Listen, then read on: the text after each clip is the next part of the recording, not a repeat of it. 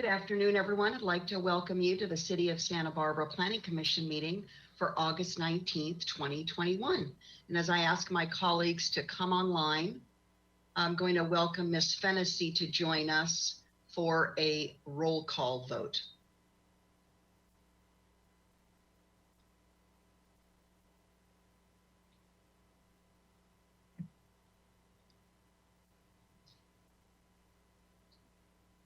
Thank you. I'll now start roll call.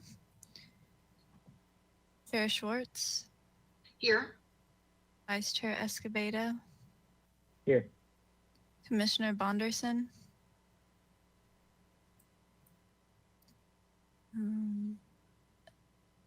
She did join us to do the tech test, so maybe she's having a momentary technical issue. Okay, I'll come back to her. Commissioner Higgins is absent. Commissioner Lodge. Here. Commissioner Reed. Here. Commissioner Wiscombe. Here. And Commissioner Bonderson. We'll see. Did she send you or Mr. Busk any kind of a message that she was having internet problems? Let me just see if there's a message for me. Not yet. Okay. We'll see if she can rejoin. And oh, there she is. Fantastic. Sorry, I was having some trouble with the buttons, but I think, can you all hear me? Yes. Okay, we're back on track. Sorry about that. Thank you. We have a Yes. quorum.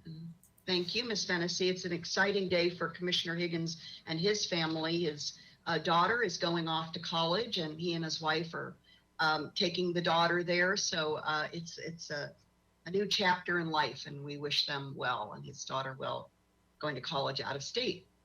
So with that, we're going to move right along, and we have our preliminary matters.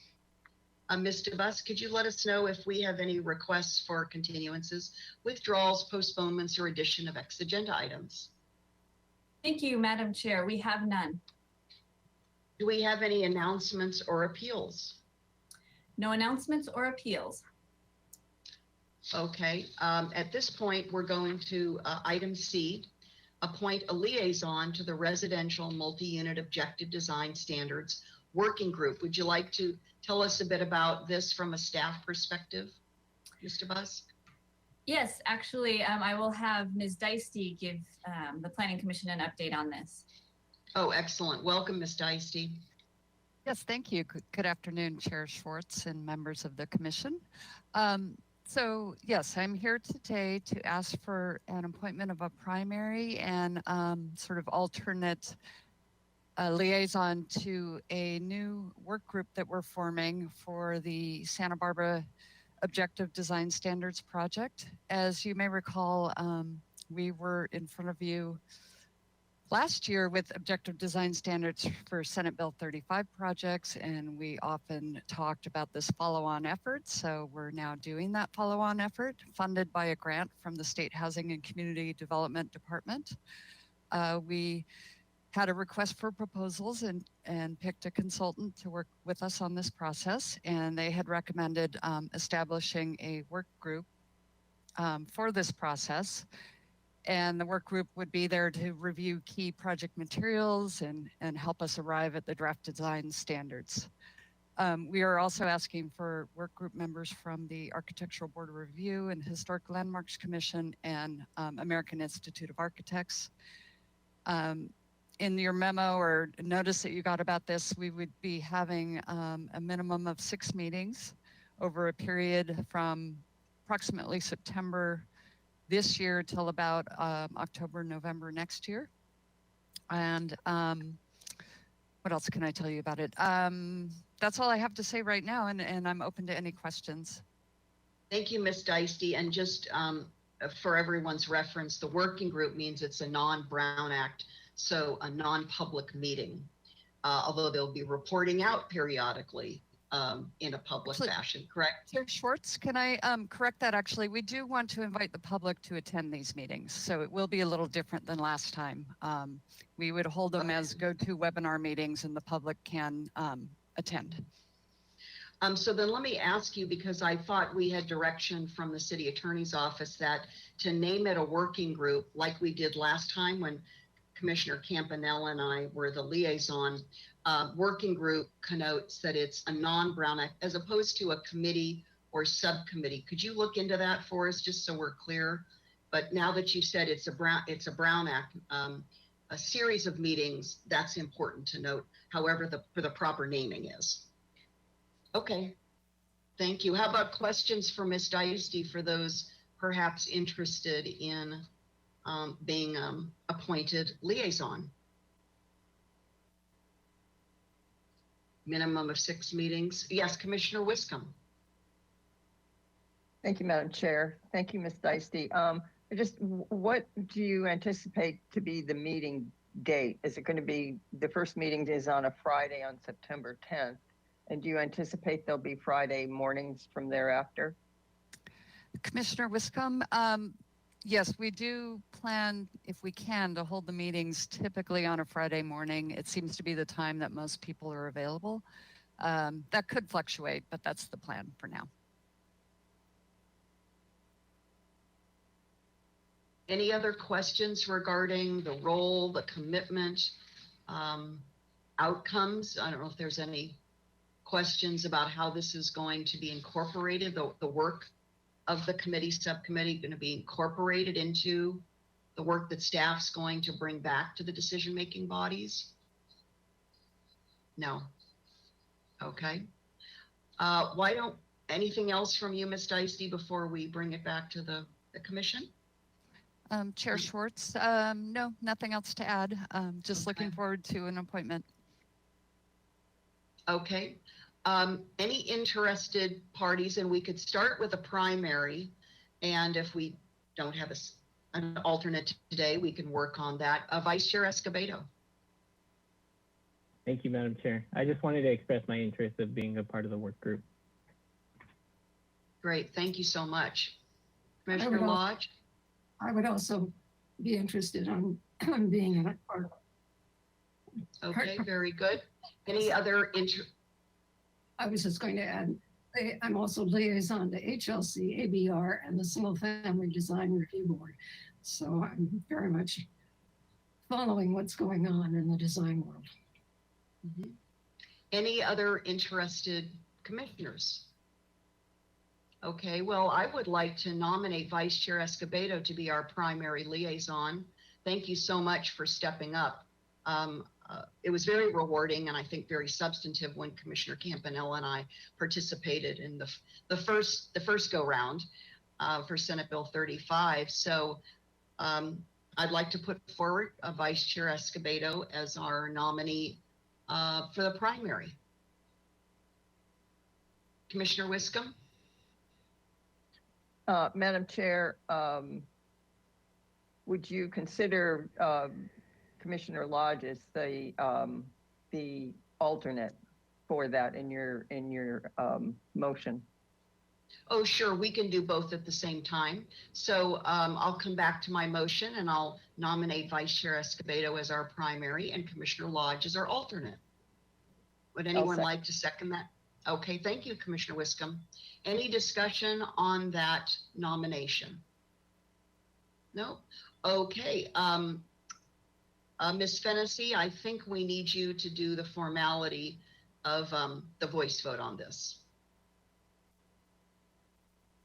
Thank you, Ms. Dieste. I think we're moving right along here.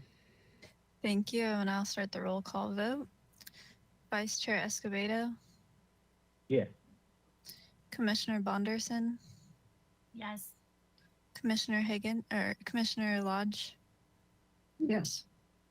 Commissioner Reed, Yes. Commissioner Wiscombe, Yes.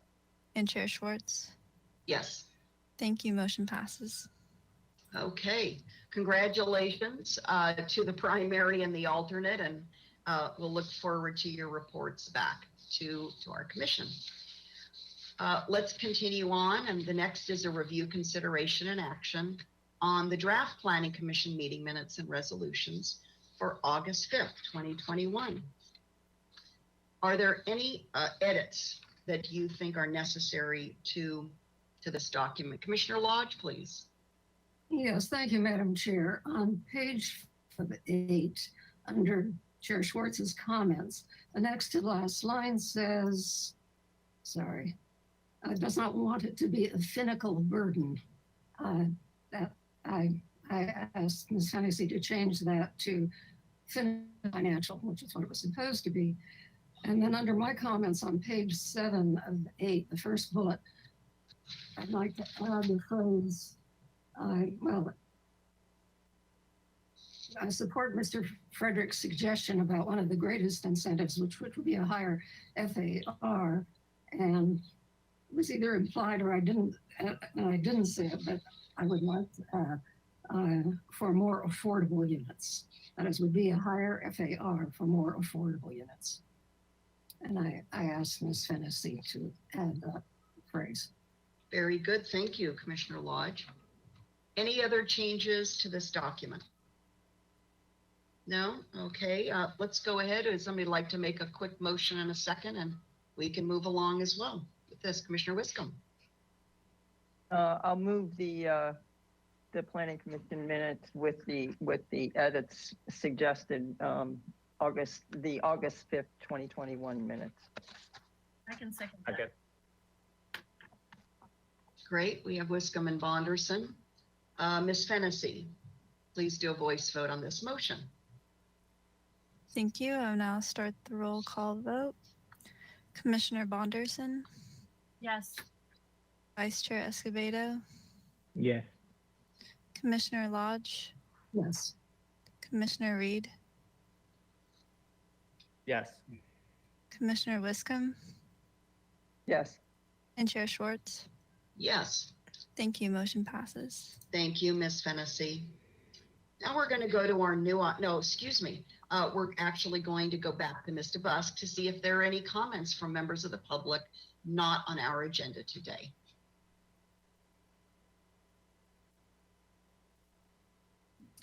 Thank you, Madam Chair. For members of the public that would like to make comment on items not on our agenda, please click the raise lower hand icon that's in the control panel.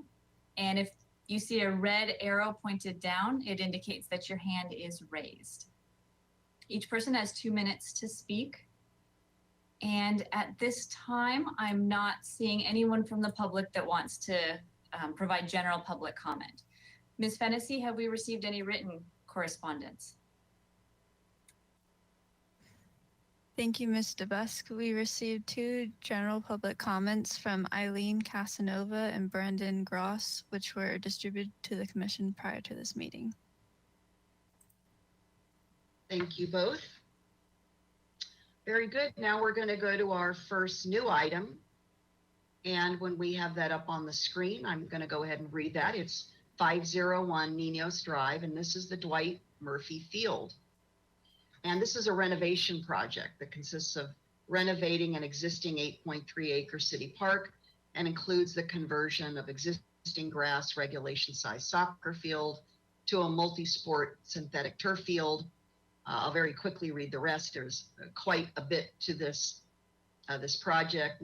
New natural turf baseball field, new natural turf informal activity area, new inclusive playground, new fitness area, new family picnic area, new trash enclosure, and new restroom. And I'll stop there and turn it over to staff. Who from staff will be making the presentation today?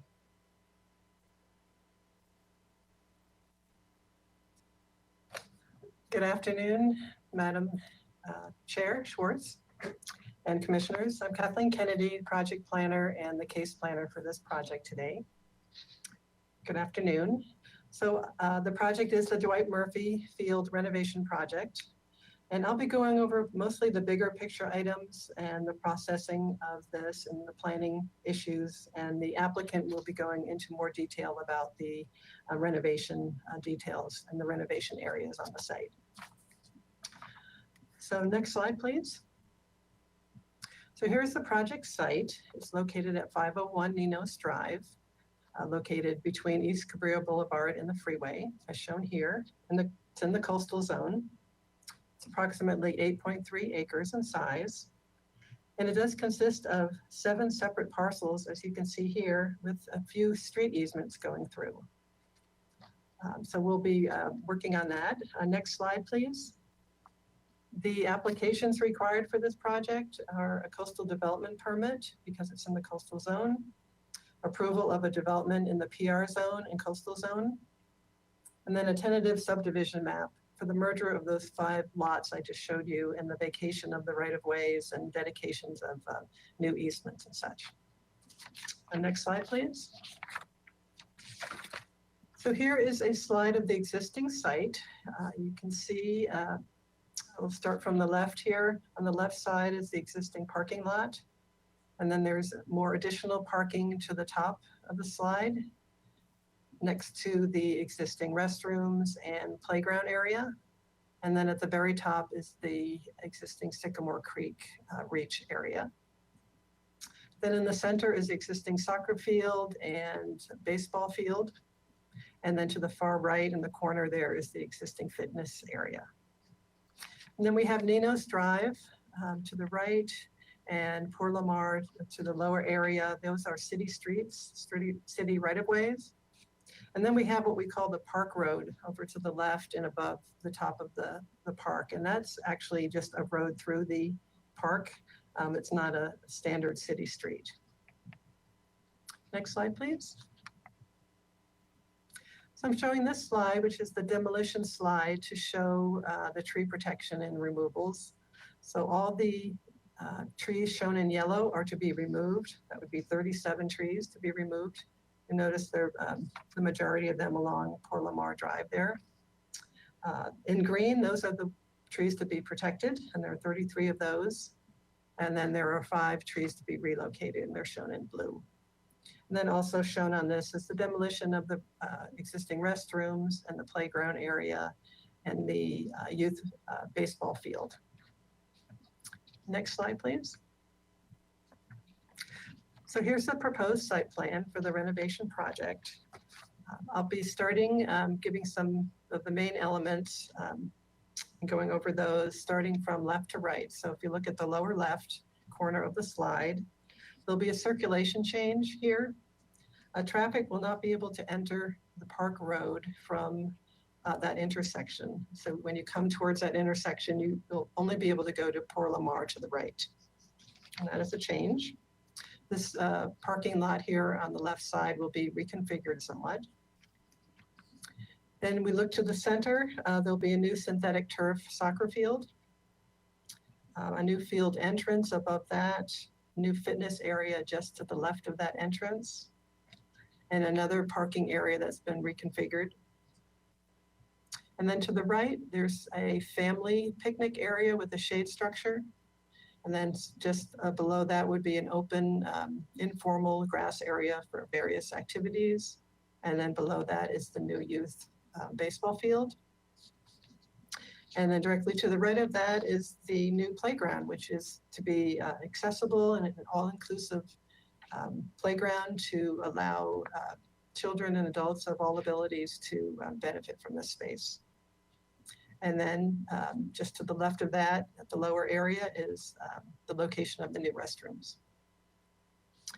There'll be lots of pedestrian paths created throughout the site, accessible paths. There'll be fencing and gates and lighting and some retaining walls and such throughout. Crosswalks areas as well. And in terms of parking, the parking will increase. There'll be on-site an increase in parking spaces from 128 to 159. And then off-site parking will increase from 68 to 93. And when I'm talking about the off-site is the perimeter parking areas that are within the right-of-way. Next slide, please. This slide shows the creek restoration of Sycamore Creek. So a portion of this creek will be restored as part of this project. It includes the removal of the non-native plants and the planting of new trees and new native plantings. Next slide.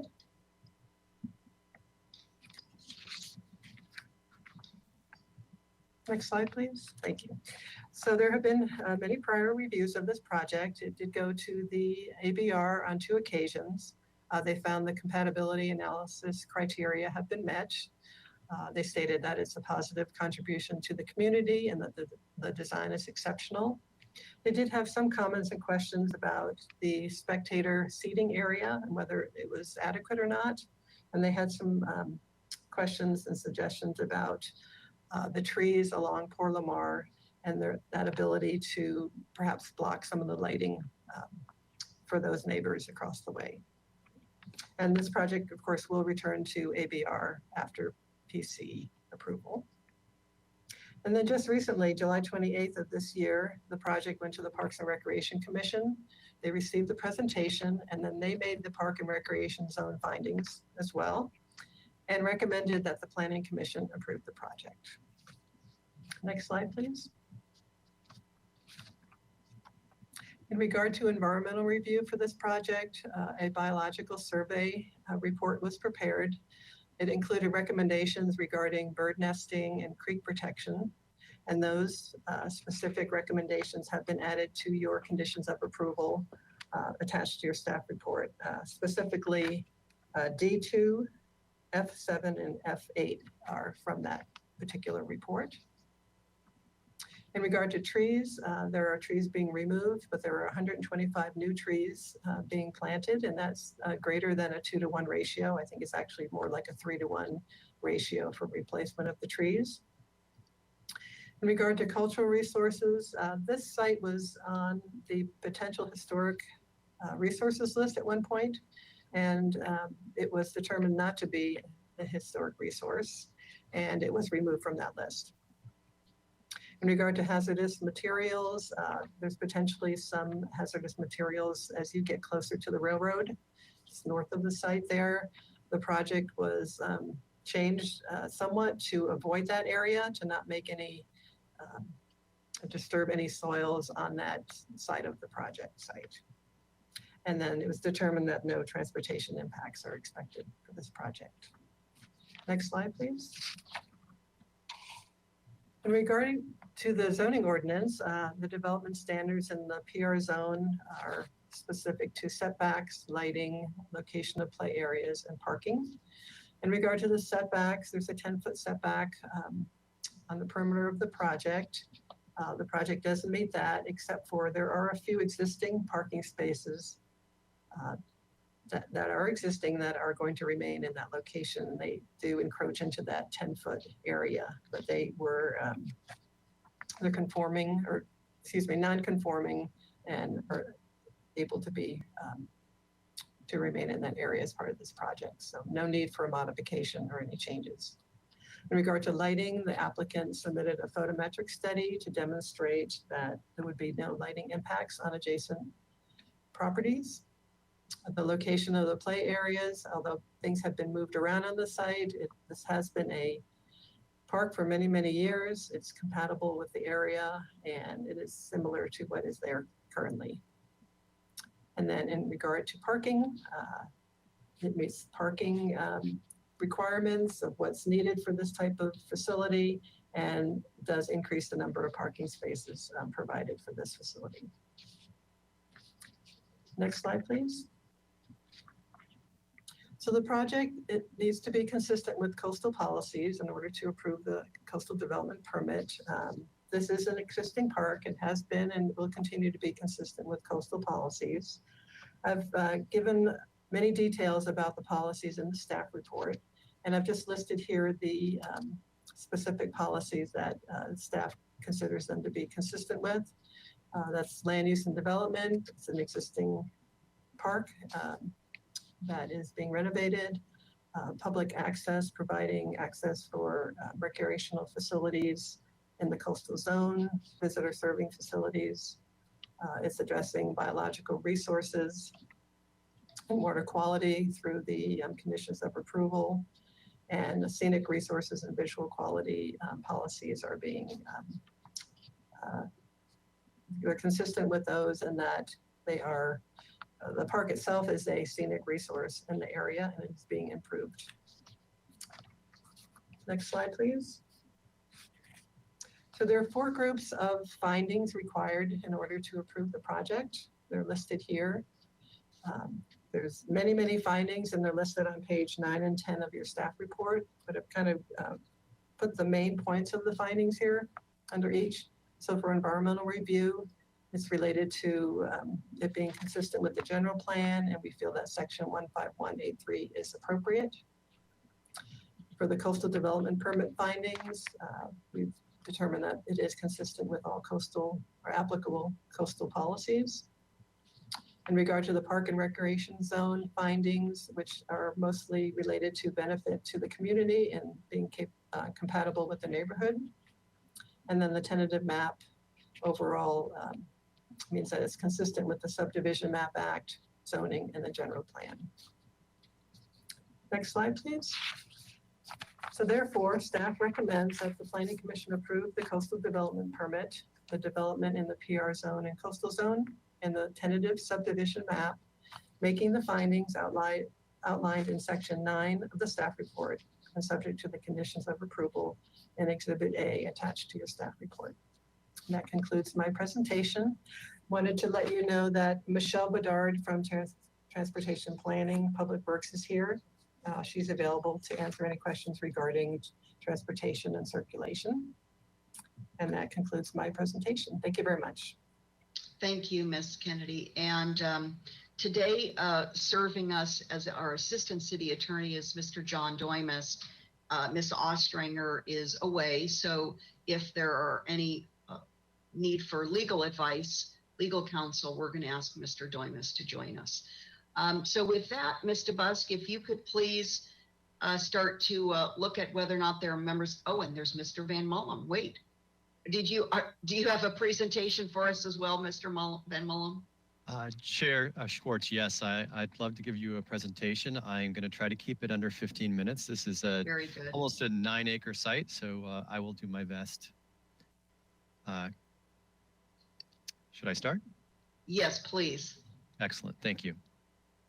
So again, my name is Justin Van Mullum. I'm Capital Parks supervisor, or project supervisor, and here with me today presenting will be Victoria Strong, and then for questions we have the Director of Parks and Recreation, Ms. Zachary, and also our Recreation Manager, Rich Hanna, and then with RRM, who created the lovely visual that you have in front of you, is Mr. Faber and also Mr. Hamilton. So with that, I'd just like to say that this is a perspective, bird's eye view of the park, kind of hovering over the entrance of the zoo, looking at from the left the playground, the new proposed playground. In the middle is the youth baseball, and then of course the soccer field. Next slide, please. So here is an existing photo, and we acquired this site in 1925. It was renamed in 1933 for Dwight Murphy. The bathrooms were built in 1969. They are currently in the flood zone and need to be removed, so there has not been a lot of work done on them in the last 50 years. And then we have the fitness area, which was relocated to the site in 1991, and then the playground, which was built in 2007. But this is a good photo just to kind of look at the size of the playing field. It is the only collegiate size soccer field that is in the city of Santa Barbara park system for the public. And typically, as you know, because you visited the site, Chair Schwartz, that this is not always green. We close this 4 times a year, up to 14 to 16 weeks. So it would be closed in a typical year. Next slide, please.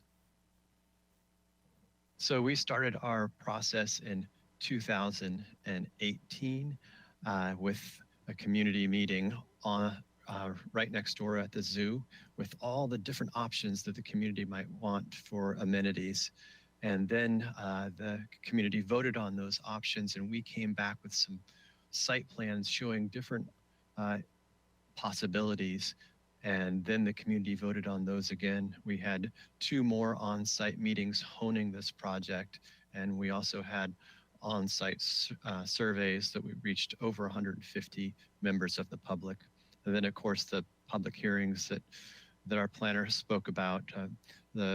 Probably the most important being we went to City Council with our master plan in early 2019 for their approval to move forward with the project. Next slide, please. We learned a lot through our survey process and through the community's voting. And what they were looking for is a lot of increased connectivity with pathways and slowing down traffic in the park, also gathering spaces. And then there was a real strong request for synthetic soccer field because of the closures that typically occurred, and then safety lighting and lighting for the soccer fields as well. And then the universally accessible playground also kind of rose to the top. But this real summary was maximize this community recreation space. Next slide, please. Existing is on the left and proposed is on the right. And this slide just really shows you that all the numbers are there. We just moved a few of them around. 1, 2, and 3 pretty much stayed in the same place. The restroom, of course, needed to be relocated out of the floodway and into the flood plain, number 4. And then number 5 is the playground, which we moved to an area that was sunken down, as you saw on your site visit, and really gave us a better location to have this accessible playground. Next slide, please. So we talked about the creek restoration, 900 new plants, 40 new trees, the relocation of the restroom, which is number 2. That gives us the ability to create this kind of grand entrance into the multi-sports court or field, and provide all of these new accessible parking spaces. The number 3 is the parking lot changes, and we have now 31 new spaces on site, where we have doubled our requirement for accessible parking. And we also have 25 new spaces off-site in the right-of-way. We've enlarged our fitness area, number 4, doubled the size. And then, of course, the multi-sport field that I talked about earlier is proposed with a synthetic field, which will allow us to keep it open year-round. It minimizes the amount of water that's going to be required. And also, there's been a lot of advances in the type of fill that's used. It's no longer that crumb rubber, that recycled tire. There's a lot of natural materials like crushed coconut or wood fibers that really reduce the amount of heat that these fields typically produce. But we are fortunate that we're not in one of the inland hotter areas, so we don't typically have those really hot temperatures that happen on synthetic fields within our coastal area. And then number 6 is the location of where we're changing the flow. Currently, there's two-way traffic. We see this park road used as a thoroughfare with vehicles coming around that blind corner at almost 40 miles an hour. And we looked at lots of different options with the community, and this is the one that kind of rose to the top to close that, narrow that off to one way. But if you notice on number 7, there's still two-way traffic in and out of the parking lots. This will help slow down traffic quite a bit. Next slide, please. Here, looking from Park Road is the new fitness area. And these are just placeholders that we will continue to fine tune with our fitness stakeholders. But it's, as I said earlier, double the size, and that doesn't even include the grassy area that's right next to it.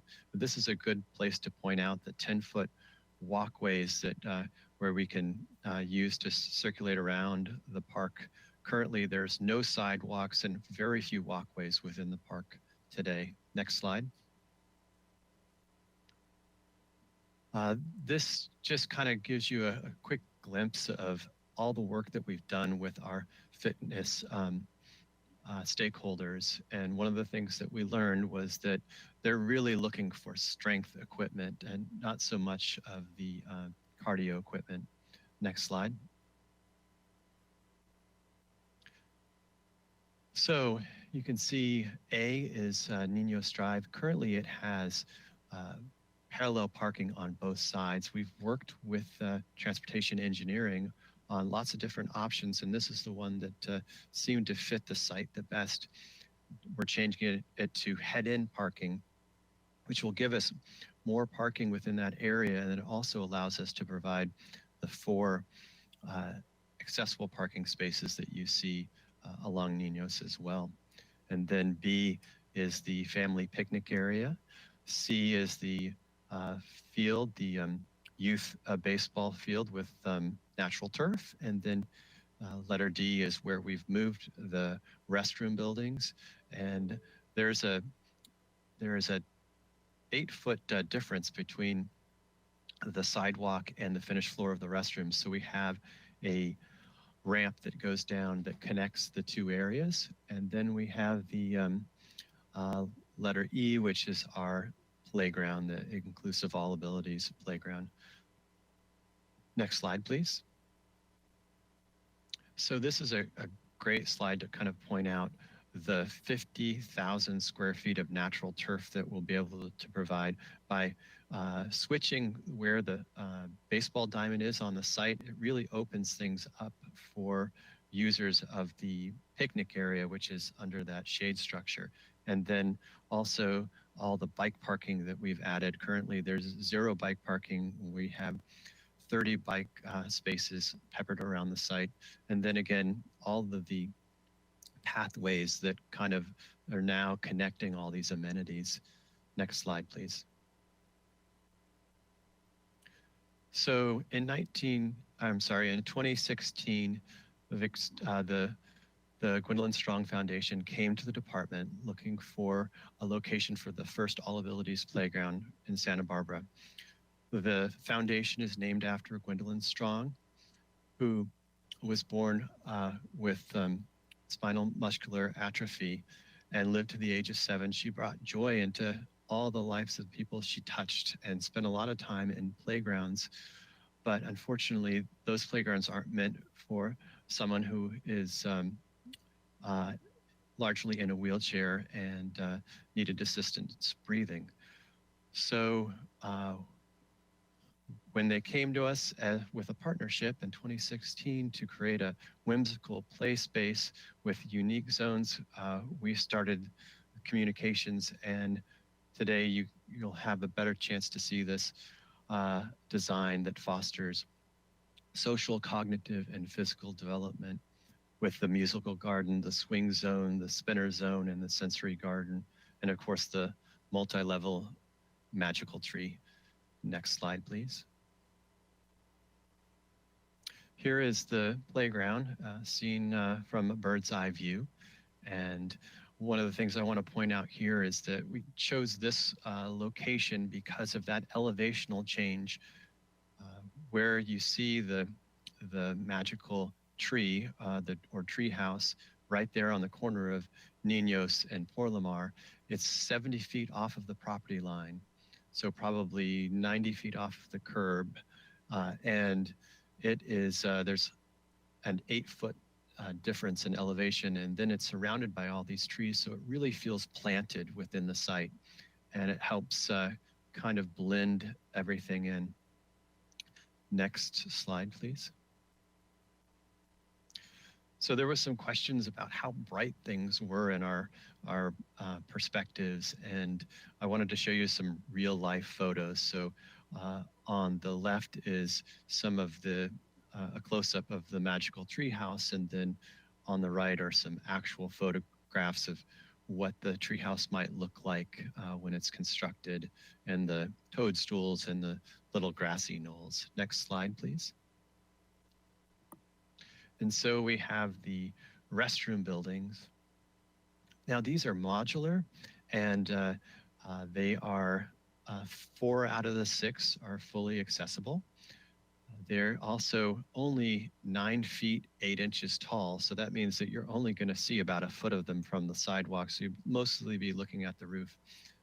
And because they're modular, we have the ability to add units if we need them in the future. And if we have some much larger events, regional soccer events, say, we can definitely add in a bunch of temporary restrooms for those type of events. Next slide, please. So this is my last slide before I turn it over to Victoria Strong, but this is just kind of pointing out the compatibility. As you saw in the existing and proposed slides, all the same components are there. We are increasing parking. The noise is existing with the railroad tracks and the freeway and the recreational uses that are already on site. And with the lighting, we've done photometric studies, and the softball field already has lighting that's used pretty much year round, sometimes as much as 5 times a week. So with that, I'd like to turn it over to Victoria Strong. Thank you, Mr. Van Mullen. Welcome, Ms. Strong. Hello, how are you? Great to see you. Yes, thank you so much for having me and for your thoughtful consideration of this important project. Bringing an inclusive playground to Santa Barbara is near and dear to my heart. My daughter Gwendolyn was a social butterfly, making friends wherever she went. At 6 months old, Gwendolyn was diagnosed with the degenerative disease spinal muscular atrophy, or SMA, which is much like ALS. She was only given a year to live. While SMA made Gwendolyn medically fragile, affecting every muscle in her body and requiring machines to help her move, breathe, eat, swallow, and speak, her contagious zest for life was never impacted. Gwendolyn lived well beyond expectation and insisted on living big.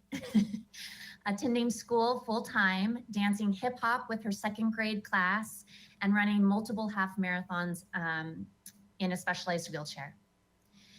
Gwendolyn had a very inclusive life because my husband and I could make sure of that, and because of Santa Barbara's values. But what I learned in my life with her is our world is very inaccessible. Before having Gwendolyn, I had very limited experience with disability, and I have found that is true for most of us. However, disability makes up over 20% of our population. And so as the largest minority group, the only reason the average citizen does not have relationships with our disabled peers is because of lack of accessibility. We can do better. I don't think there is a more fundamental right of childhood than play. And yet there is not one single playground for hundreds of miles along the Central Coast that is truly inclusive. This means that families like mine are segregated from typical community life, which also means the lack of experience with and therefore acceptance of people with disabilities is perpetuated. The Americans with Disabilities Act, signed 40 years ago, opened many doors by establishing accessibility standards. However, these 40-year-old standards are exceptionally low and fail to meet the expectation of inclusivity. We have an opportunity as a community to create a truly state-of-the-art space rich with innovation and creativity that serves our entire community, for which Santa Barbara will be praised around the country. In doing so, we must think well outside of the box now. Over the last 5 years, we have researched and partnered with a variety of disability organizations, physical and occupational therapists, neurologists, educators, and play specialists to create the vision you see here today. Every single element has a very specific purpose that addresses the variety of ways we grow and learn. Designing for accessibility requires careful consideration and should bring together all play values and access in creative ways. To design a truly inclusive playground for citizens both with and without disabilities is to eliminate the idea that you are catering to a specific group and instead work to create an immersive experience with a variety of uses for a variety of users and allowing for an evolution of play each visit.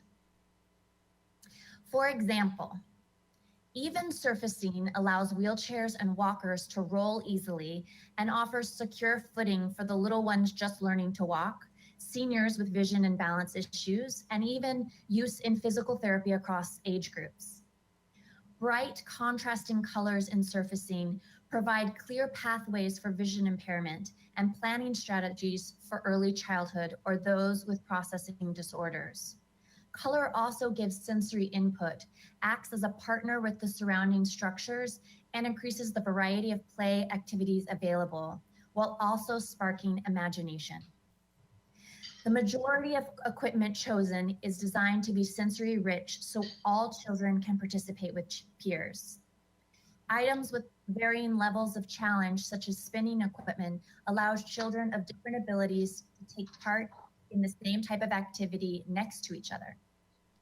Swings with a variety of seating offer multiple support options, including multi-generational play, while also creating social engagement for collaborative swinging. Swings offer incredible health benefits, from warding off dementia to helping children with autism regulate senses to offering physical fitness for everyone.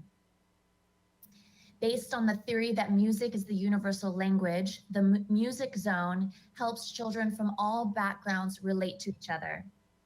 This area provides public access for all ages to interact with real musical instruments, including drums, chimes, and an in-floor piano.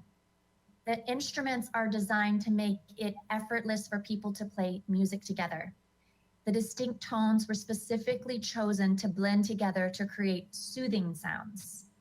The music area provides an opportunity for spontaneous collaboration, and the broad color palette awakes the visual senses as well. Ms. Strong, if you could start to wrap up, that would be very helpful. Yes. Thank you. Okay. And the highlight of Gwendolyn's Playground will be the first multi-level, fully accessible and inclusive play structure in California, our magical tree, allowing everyone, regardless of ability, to experience what it is to go to the top of the playground's main attraction and eliciting wonder in all ages. The magical tree offers experiential learning throughout each level, climbing features, and artistically designed ramping that connects the structure so multiple people can explore together side by side. Each level enhances imaginative play, building a child's ability for creativity and flexibility, improving language and communication skills, enhancing physical development. Thank you, Ms. Strong. We're going to have to close out.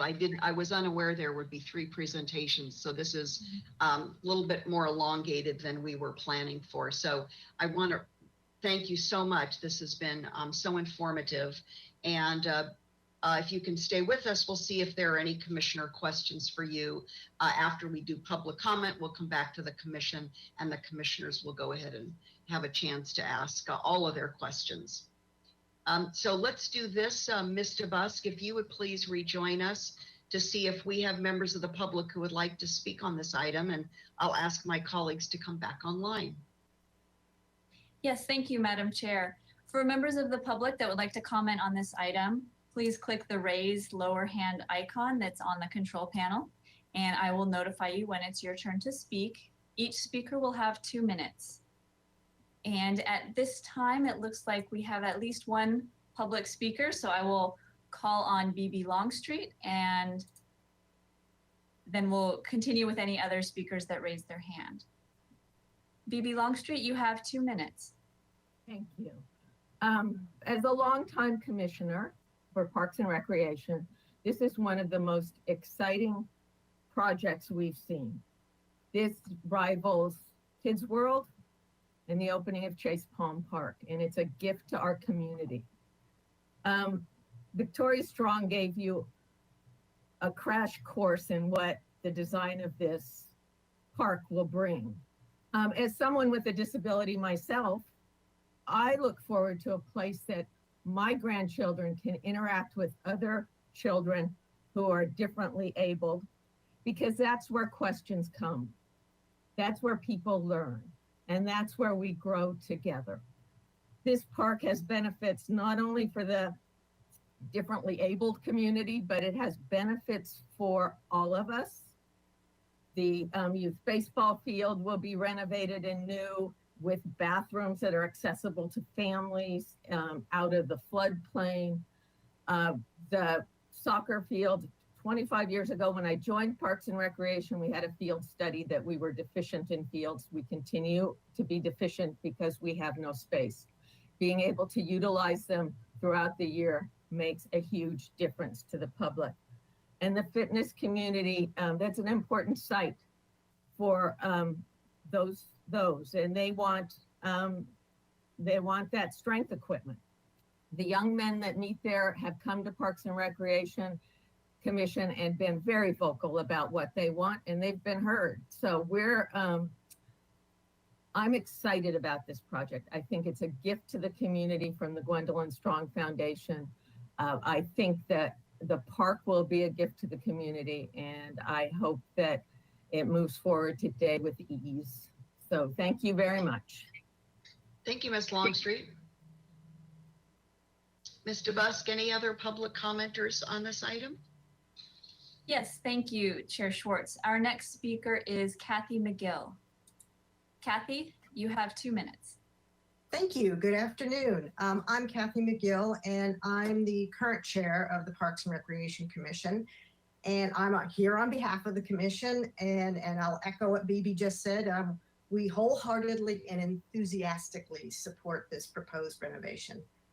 You've heard all the details, but there's 2 things I would really like to emphasize for the commission. And the first is the amount of community input that has gone into this design. As you saw, literally hundreds of people participated in the design via a wide range of forums. All of the park's many upgrades have been designed with the input of the individuals and families that will use them. I've participated in meetings, and the ones I've seen have been lively, interactive, and very, very upbeat. I believe that the people that will benefit from this park are really genuinely excited by the future that's being proposed here. The second point that I'd like to highlight is that partnership with the Gwendolyn Strong Foundation and the proposed inclusive playground. It is really impossible for me not to smile and get excited just looking at the design drawings for this colorful and innovative space. And I also believe it's impossible to overstate the level of support the foundation is bringing to the entire Dwight Murphy project. It's not just fundraising, although that's huge. It's also their vision, which is one of barrier-free inclusion across all ages, backgrounds, and abilities. This partnership, along with the playground itself, should set a very high standard in Santa Barbara and well beyond Santa Barbara. So with that, I think I'll stop and just say that we're really excited by this, and we hope you will join us in supporting this project. And I thank you for your time and consideration. Thank you. Any other speakers, Ms. DeBusk? Thank you, Chair Schwartz. Our next speaker is Rhonda Fallon. Rhonda, you have 2 minutes. Hi there, thank you. My name is Rhonda Fallon. I'm a mother of 2 here in Santa Barbara. I've lived here for 25 years, and I'm much in favor of Gwendolyn's playground and the plans that have been provided. And I thank Victoria for what she shared. This is something that is much needed in our community, and the thought, research, time, and planning that has gone into this is evident by the beautiful design and inclusion elements presented. This past spring, my son played in a youth baseball tournament at Dwight Murphy, and the condition of the entire space is in desperate need of attention. To have such a significant space for the youth in our community for play, sports, events, and general enjoyment for everyone is exactly what our community needs. The current space has been in such despair for so many years with no real plan until now. Let's move this forward so that Santa Barbara can maintain and update such a highly trafficked space and focal point of our community near the ocean, the zoo, and clean up that area with something that is inclusive and benefits our entire community. I'm very thankful for the Gwendolyn Strong Foundation for stepping up and leading this initiative. Thank you. Thank you, Ms. Fallon.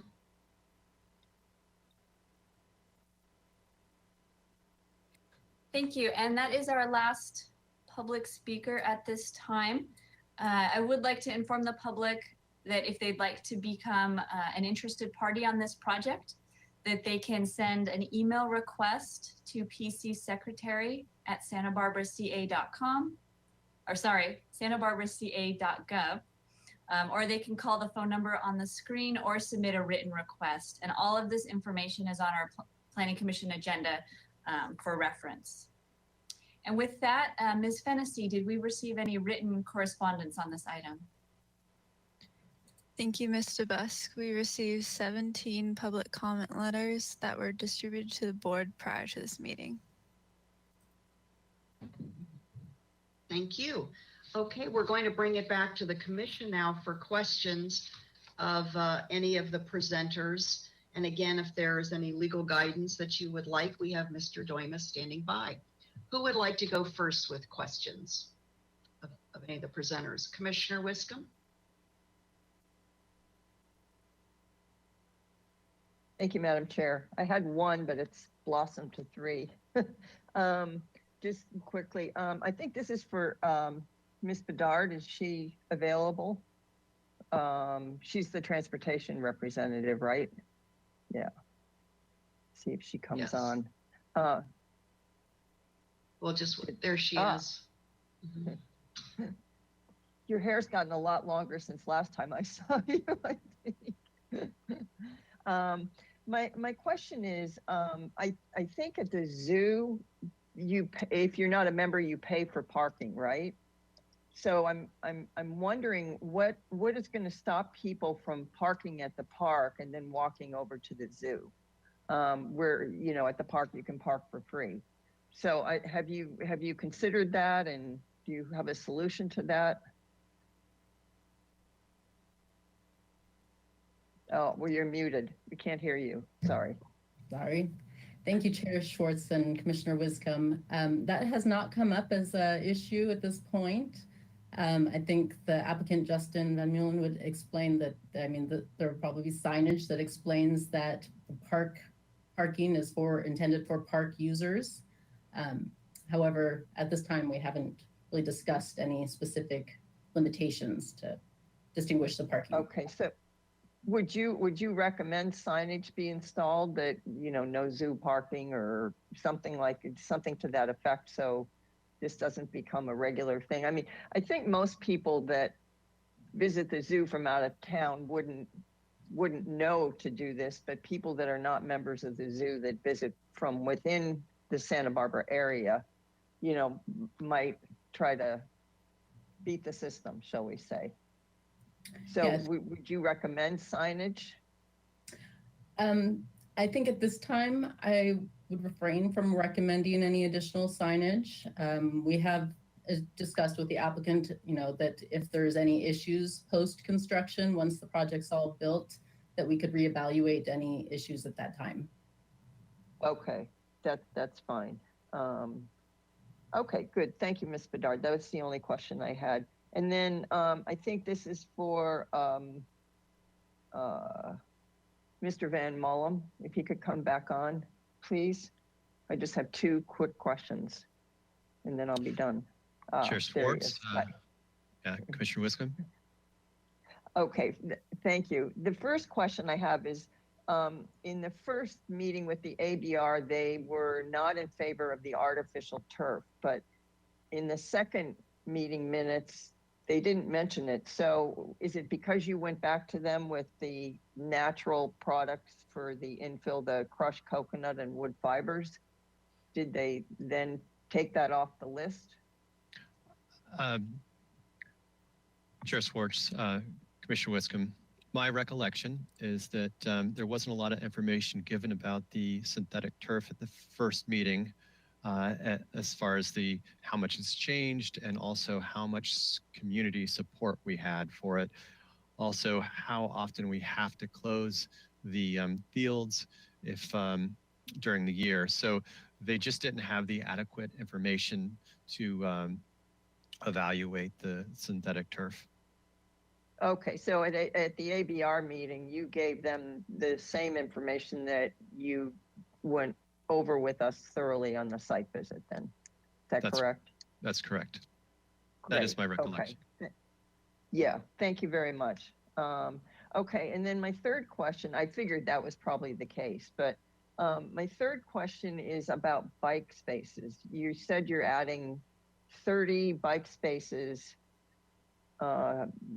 basically scattered throughout the park.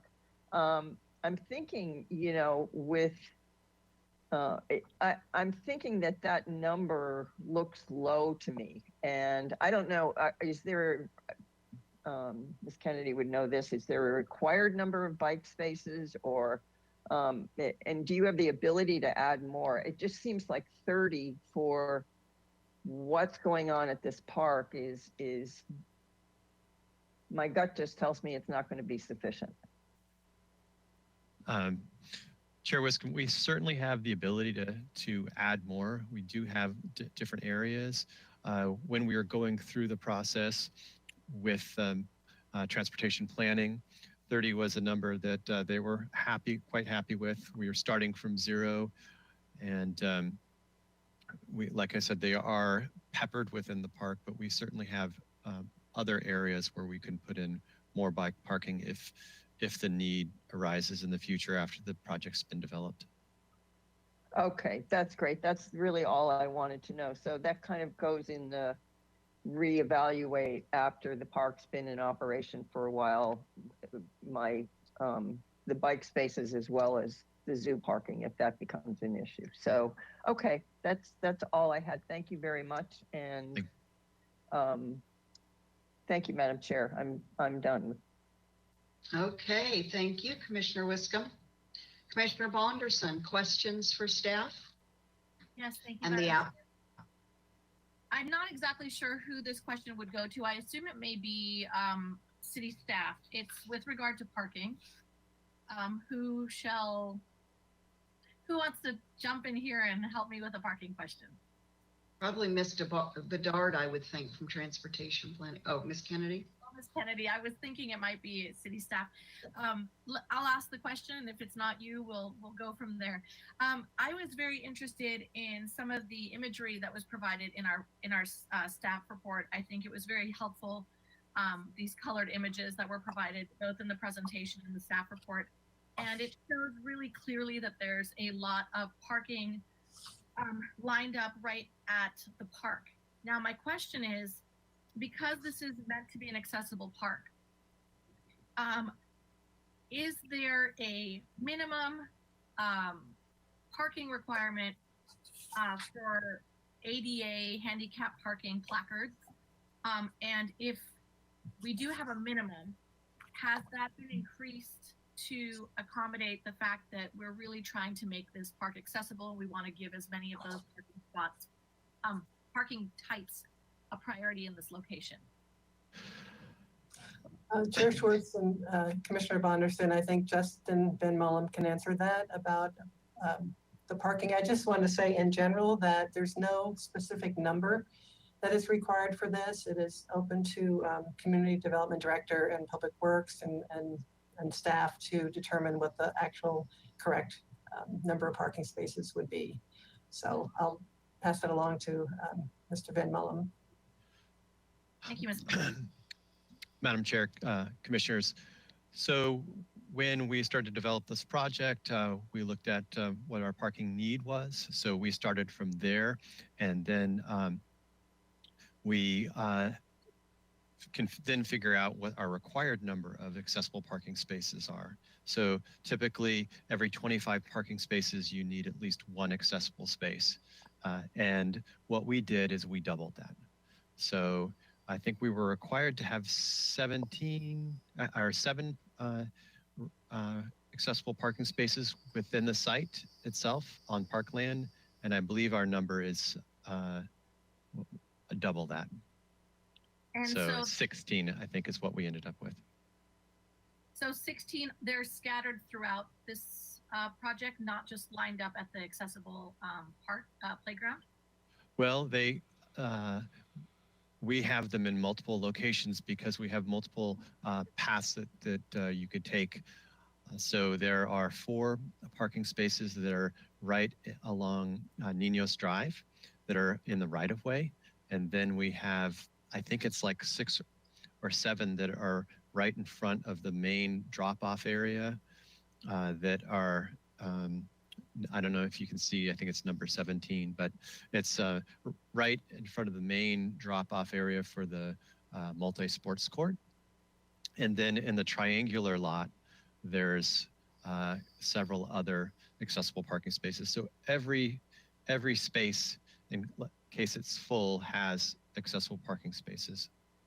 So kind of equal access. Thank you. Yes, I'm particularly and very uniquely interested in the area adjacent to the playground because I understand that this playground is particularly special. It's something that we don't have within our community. It's from one of the presentations, I understand that it's actually very unique throughout California and the Central Coast. So when we have something that's so strongly focused on accessibility and serving this type of inclusive environment for, I really want to make sure that we have enough adequate, easily accessible parking spots very close to this area of the park so that there's not a long travel need or that we run out and people who want to use this park for that need don't have to drive away. How can we manage that better? Madam Chair, Commissioner Bonderson, we have the ability to have a school bus size. So say that you have a group of children that have accessibility challenges. We have the ability for a school bus to pull up and drop right off at the main entrance. We also have the 4 accessible spaces right on the sidewalk, but the real entry, because it's within the park, is the parking lot that is really to the right of this perspective. Yeah. And that's where we have just a huge bank of parking spaces. If you could pull up the slide that was the first slide of our presentation, I think that might show it the best. So yeah, right there, you see those little white pop-up shade structures that are more to the right? Yes, yes. That whole row is accessible spaces. And we have the ability to, if we have the need in the future, to really look at if that parking lot needs to provide more accessible spaces. And then right to the right of those bank of accessible parking spaces is the drop-off area for a school bus that is also completely accessible. Okay. Let me ask you one more follow-up on that. You just mentioned that you do have the flexibility to add more parking in the future once you have some analysis. Is that documented in our conditions in any place, or can we make that? Can we add that somewhere where we have that flexibility to add as needed? So what we would do, Commissioner Bonderson, is we would look at the existing parking spaces that we've provided and see which ones have the ability to be turned into an accessible space with a safe path of travel to, say, a sidewalk. But I'm just looking around the site. I can see options, but I couldn't give you a number offhand. But I can definitely tell you we're well over double what we're required to provide, and that doesn't count the accessible parking spaces that we've also provided in the right-of-way. Well, I want to commend you because the fact that it's doubled is very, very good. I'm happy to hear that. I'm actually really impressed that you've taken that upon your decision early on, so that's not something that becomes a requirement, but that you've offered it.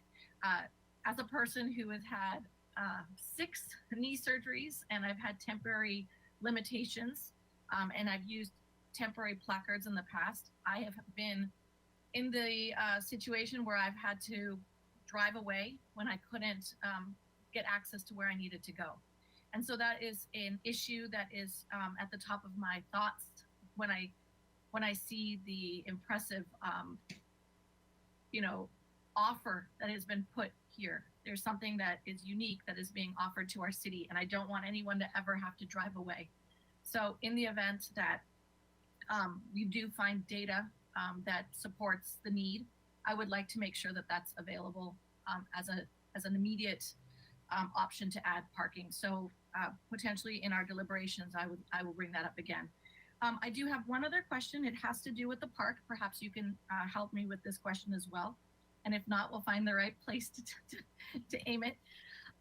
In the imagery that you provided as part of this packet and presentation, there are lots of bright, brilliant colors in the park, pinks and yellow on the ground. And I'm curious to know if that it happens to be just for the presentation purposes, or are those colors that you expect to deliver in the design? Are those real colors?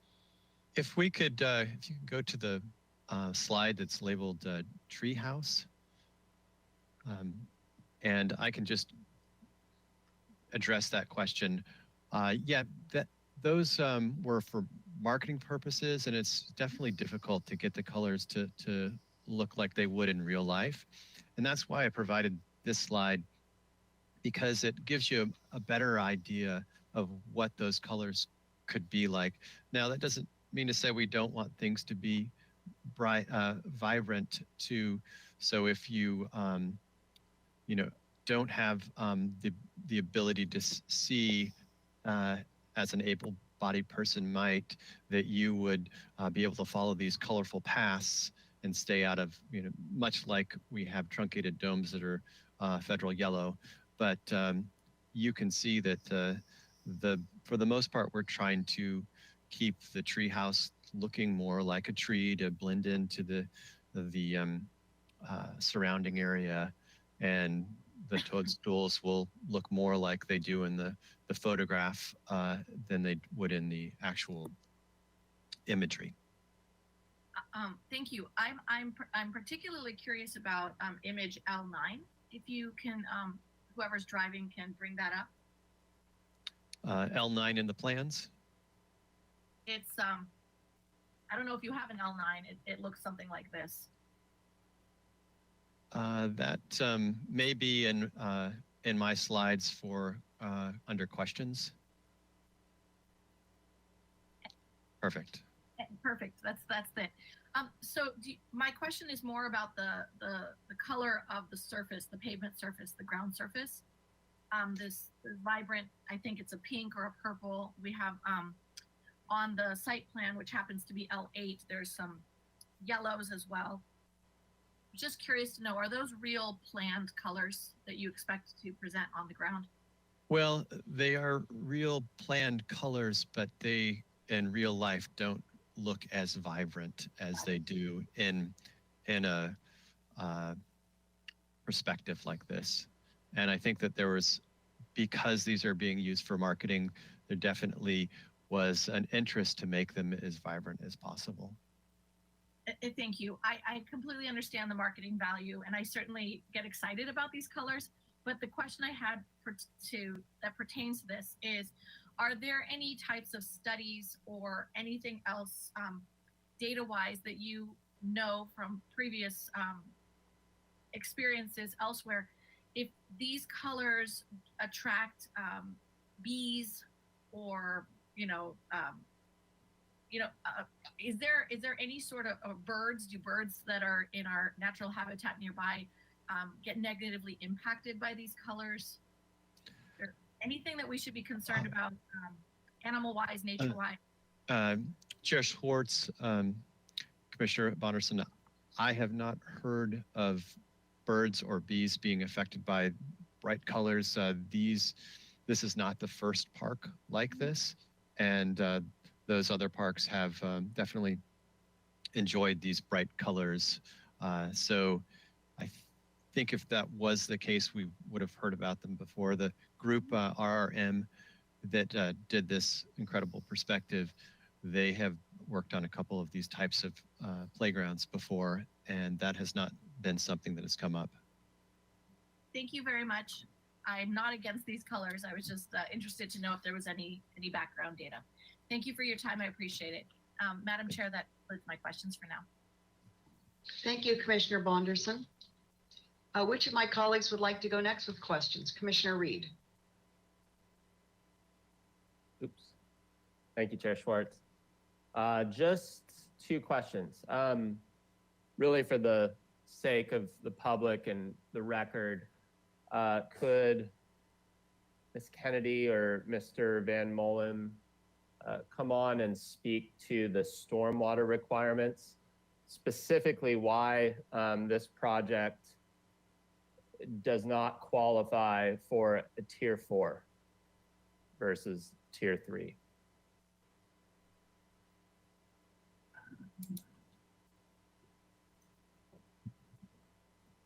Madam Chair, Commissioner Reed, actually, I'd like to defer to, I think, the consultant on this for our consultant or Ms. Zachary. Chair Schwartz and Commissioner Reed, this project was submitted prior to the revision to the stormwater ordinance. It's been in land development review for quite a while. Ms. Zachary, would there be any willingness or consideration to voluntarily do Tier 4? Chair Schwartz, Commissioner Reed, I couldn't answer that at this time. I think it would probably require potentially some additional significant redesign and a review through the land development process. I don't know the answer to that. Thank you. And then lastly, maybe Mr. Van Molen or Ms. Zachary, in the history of the park, it was really fascinating. It spoke about the Army troops' use for recreational and training purposes during World War II. Is there anything existing at the park now or planned for the future that kind of commemorates that? Chair Schwartz, Commissioner Reed, there isn't. However, as part of our park-wide sign program, we're developing interpretive signs that include information about the history and the transition of the park over time. And so this is one of the parks.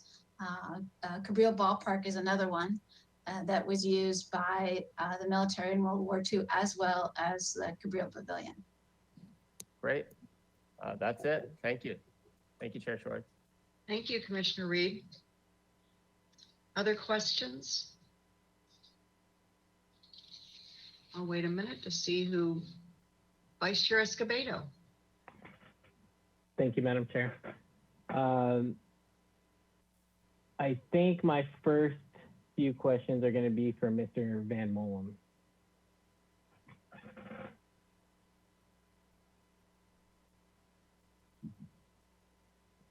Hi, Mr. Van Molen. Madam Chair, Commissioners. So my first question is, and I asked some of these questions prior to the meeting, but just so we can, I think for the benefit of the public, it'd be useful. So the distance from home plate to basically the foul lines is 180 feet, correct? That's correct. And for pony kind of guidelines for home run distances on the foul lines, it's 175 feet. And so you would have that 5-foot buffer between the playground and where it's considered a home run for pony baseball. Yes, Commissioner. Do you have any concerns, or are there any plans to use things like tree coverage to block any sort of baseballs that might go beyond that 180 feet? And I'm most concerned about the area of the playground, so in right field. Madam Chair, Commissioners, we certainly can study tree placement and using them as a natural block for safety of the playground. As you can see in this image, there are some trees shown already, and there had been some studies done when we were laying out the baseball diamond and the playground to make sure that they fit within the foul ball range and the home run range. But we certainly can further study that in working drawings to create a natural barrier. Okay, thank you for that. And then in regard to the artificial turf field, you will have netting behind each goal. And I'm just curious at how tall that netting will be and how wide. That is, it'll be a standard for the size of the soccer field. So based on the size of the goal, there's a standard height and distance that it goes past, and that we would follow those standards. So much like what you'd see at UCSB soccer fields. Okay, that's good to know. And then this turf field is going to serve other sports other than soccer. It's my understanding, sports like lacrosse, flag football, ultimate. Is that correct? Yeah, we're proud that we'll be able to provide a multi-sports field that we could have up to maybe 3 smaller, like U8 teams practicing here at the same time, or we'd have the flexibility for a full-size lacrosse. Flexibility is the number one goal, to provide as much recreation to the community as possible. And that's great to hear. And in regard to goals for those various sports, so lacrosse goals and the soccer goals, what's the plan for storage? Is that just getting them as close to the fence as possible? It's hard to tell how much space is between the end line and the fence. Madam Chair, Commissioners, there is substantial space. You can see maybe it's a little easier looking at the pop-up shade structures that are kind of in between where the lines might end. So that gives you kind of an idea, but we have the ability to pull these smaller goals off to the side. This will be a locked facility unless it's in use. So it would be locked, unlocked in the morning and locked in the evening, and it will be programmed with drop-in and permitted use. Okay. And one thing that you had mentioned, I guess, actually, one thing you had showed us at the site visit is a different type of infill that's going to be on this artificial turf. It was mentioned earlier by Commissioner Wiscombe. One was the crushed coconut or the shredded coconut, and then the other was wood pulp. Both work well to decrease the heat island effect. But one thing I'm curious about, because I know it does happen when cork has been used and we do get those heavy rains. We don't get rain here often, but there are occasions where we'll get really heavy rain.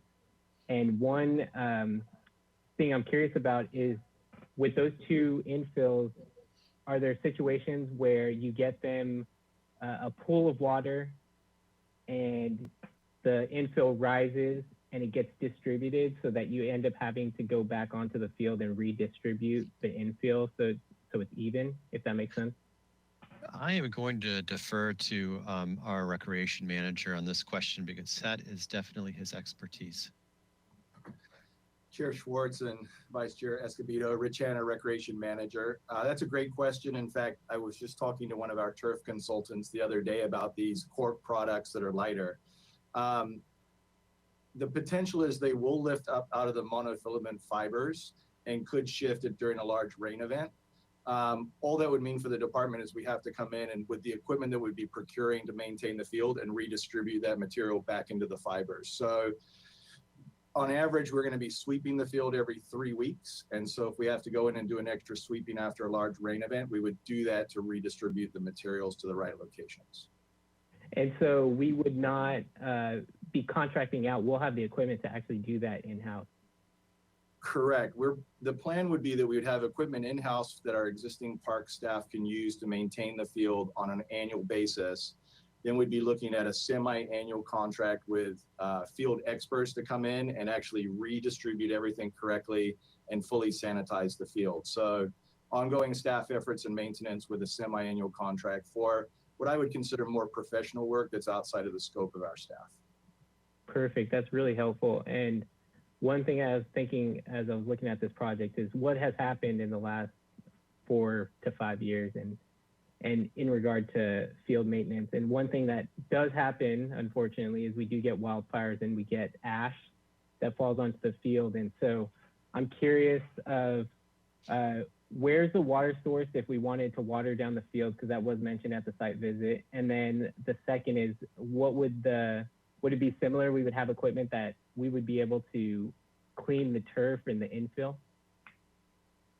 Chair Schwartz and Vice Chair Escobedo, that's a great question. So depending on the ultimate type of surface and infill that we decide, water use for the site could be reduced by about 70%. What is highly recommended from the industry is that you have quick couplers that are surrounded by the field, or you have systems that are irrigation systems that are surrounding the playing surface with a booster pump that allows you to displace water over the surface. We haven't decided in final design which of those two options we would want, but we would also, in addition to a fire event, we would also want to have the ability to clean off turf if there was a large tournament, Gatorade gets spilled, those types of things. It would just be part of regular maintenance routines and then increased either during or post a storm event or post a fire event here locally. Perfect. Thank you for that. That's really helpful. And one question, this might be for you as well, Mr. Hanna, is as I was looking at the light study, 30 lumens, averaging 30 lumens, that's pretty much the minimum for a recreational field. And I was wondering if you had any concerns about, I think we averaged about 31 in that light study on the field, and there's darker spots as you get to the end lines where the goals are, and then less worrisome is in the middle of the field next to the touch line. Do you have any concerns about the light, those dark spots being so close to the goals and possibly adding additional lighting? That's a great question. I'm actually going to defer that back to either Justin Van Mullum or RRM Design that did the lighting study, and they'll best be able to answer your question. Okay, thank you. Jeff, could you come on for that question? Sure, thank you. Chair Schwartz and members of the commission.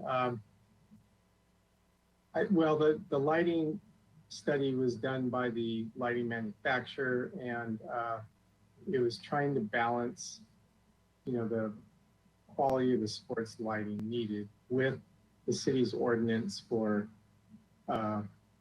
light overflow, past Port Lamar.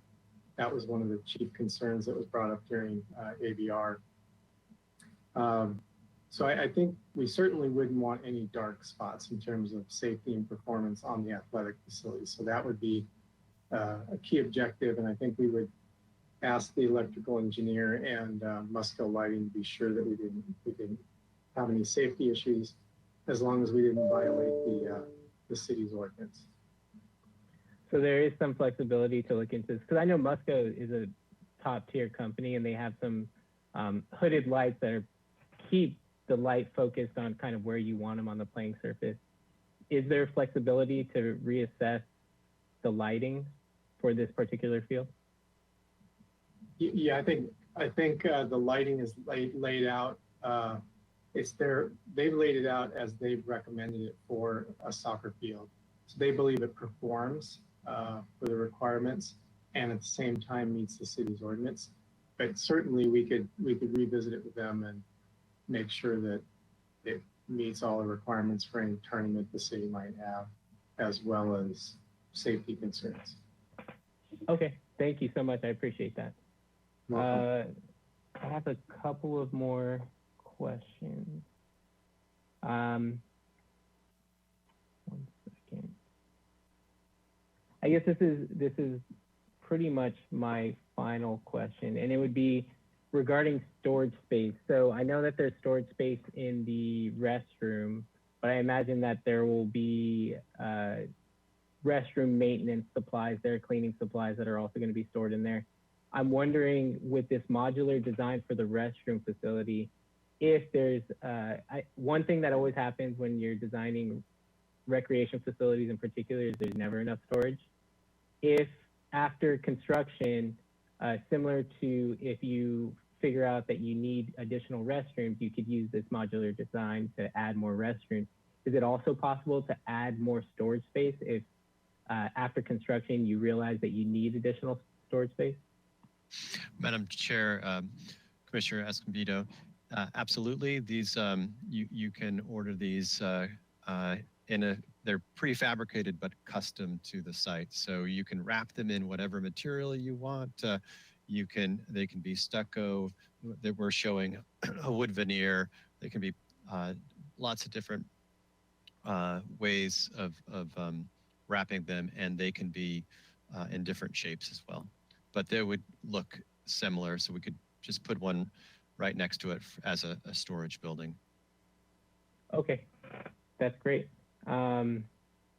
Yeah, those are all my questions. Thank you so much. That was hugely helpful. I appreciate it. Thank you, Commissioners. Thank you, Vice Chair Escobedo. Any commissioners have questions, more questions, follow-on questions? I just have a couple, but I'm going to wait to see if anybody else would like to ask some. Staff or the applicant. Okay. Ms. Kennedy, if I could ask you to come back, I have one question regarding one of our required applications today. So under the coastal development permit, this is a proposed development in the appealable and non-appealable jurisdictions of the city's coastal zone. Do we have a map that you might be able to have Mr. Bolton put up that shows these different areas? Appealable and non-appealable? I don't think I have a map that shows that, but what I can tell you is that the appealable area is the area next to the creek. Sycamore Creek is located just on the so the upper portion of the slide is being shown. So Okay. the appealable is a little buffer area around the creek area. So the majority of the site is in the non-appealable, I believe, and just that portion is in the appealable. But I do not have a exhibit to show you.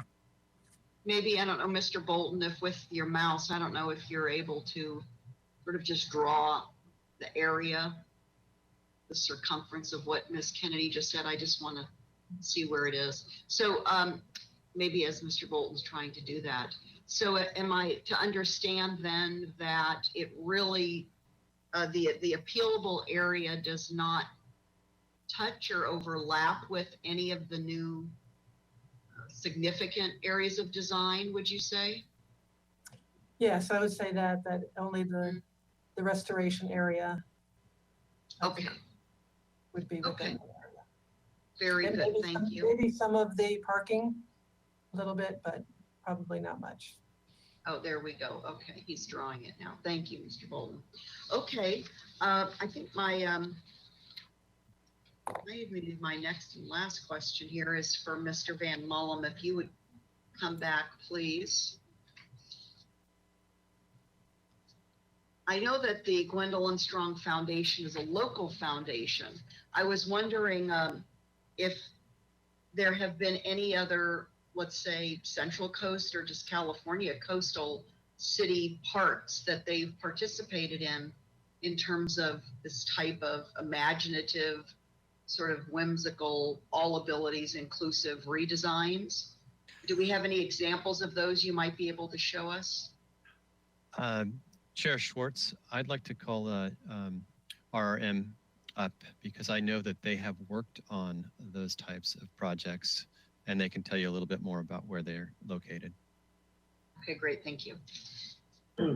Thank you, Chair Schwartz. Could I ask for clarification? Did you say, are there any inclusive playgrounds within the coastal zone? Is that what Well, also with this very imaginative, sort of whimsical designs that you're showing us today.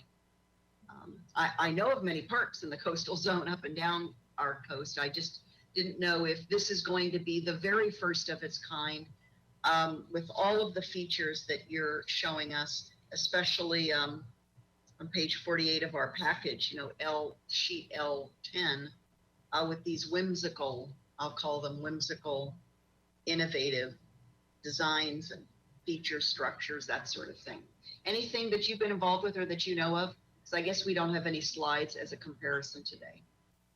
Yes, it's a really good question. I'll give the best answer I can. I certainly can't say that I know about every project in the coastal zone. The projects that we are currently doing that we've done, we're doing a number of them in the Bay Area. They're not in the Coastal Commission appeal zone because they're more related to the bay itself, not on the coast.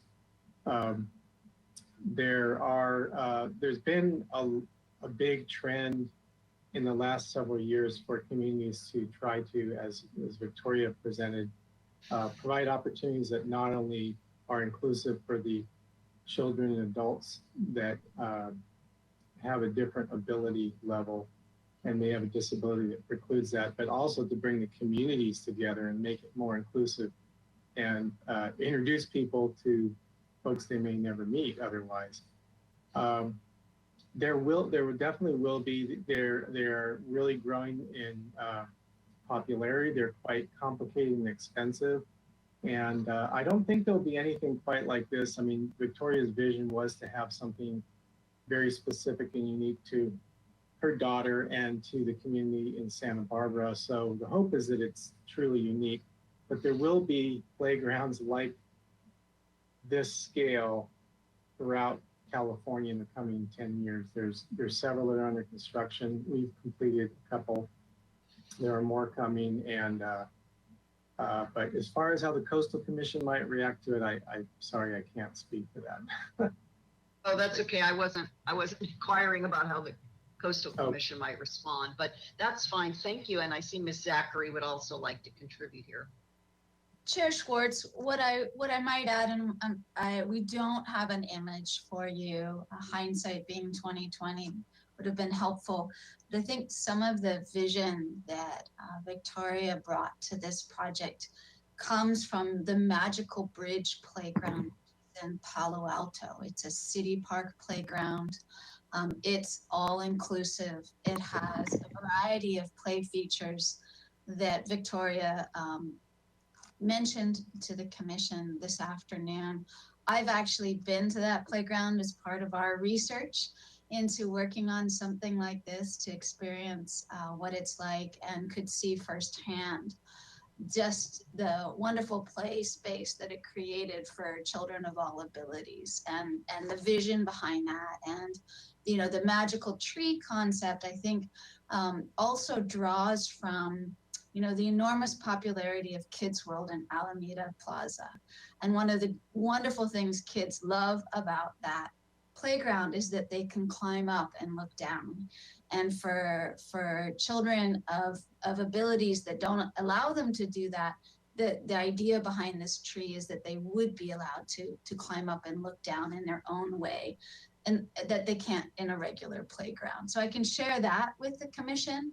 And then in terms of color, I would also add that as we've been replacing playgrounds throughout the city, which we do on a 10 to 14 year cycle, funding dependent, we are trending towards more colorful playgrounds. It really resonates with children. The playground that we have, for example, at Bonet Park, which we put in about 4 years ago, it's a far cry from the sort of boring old colors we had prior to that. And kids love it, and they love that diversity of color and play.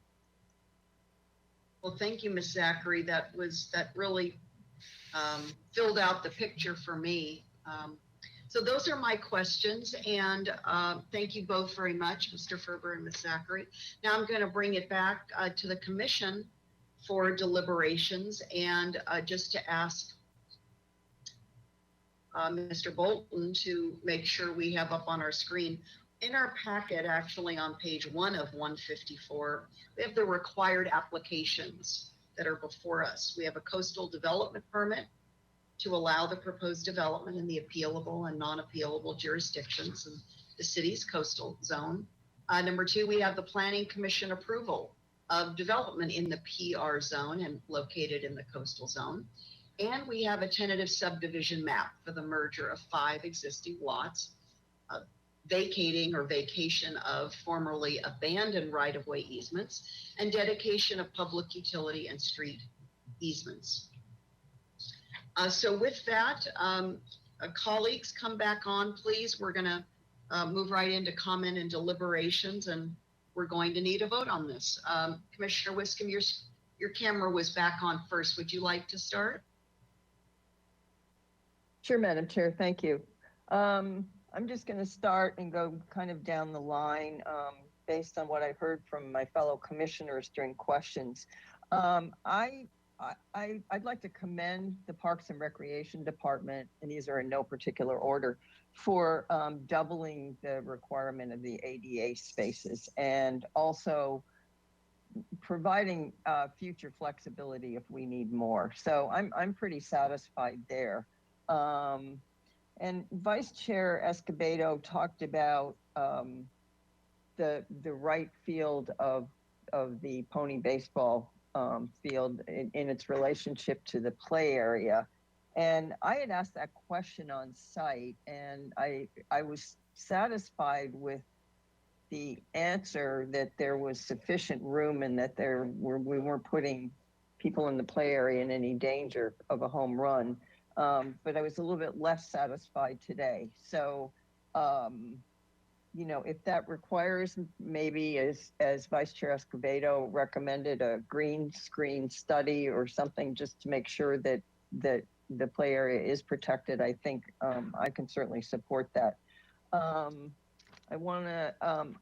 was satisfied with the flexibility by the Parks and Recreation Department and transportation to reevaluate potential zoo parking at the park if it's warranted, and plus the flexibility to add more bike spaces if it's warranted. I think what has been demonstrated here today is that this is after the park gets constructed, it's, you know, there might be changes, but the flexibility is there to make the changes and improve it.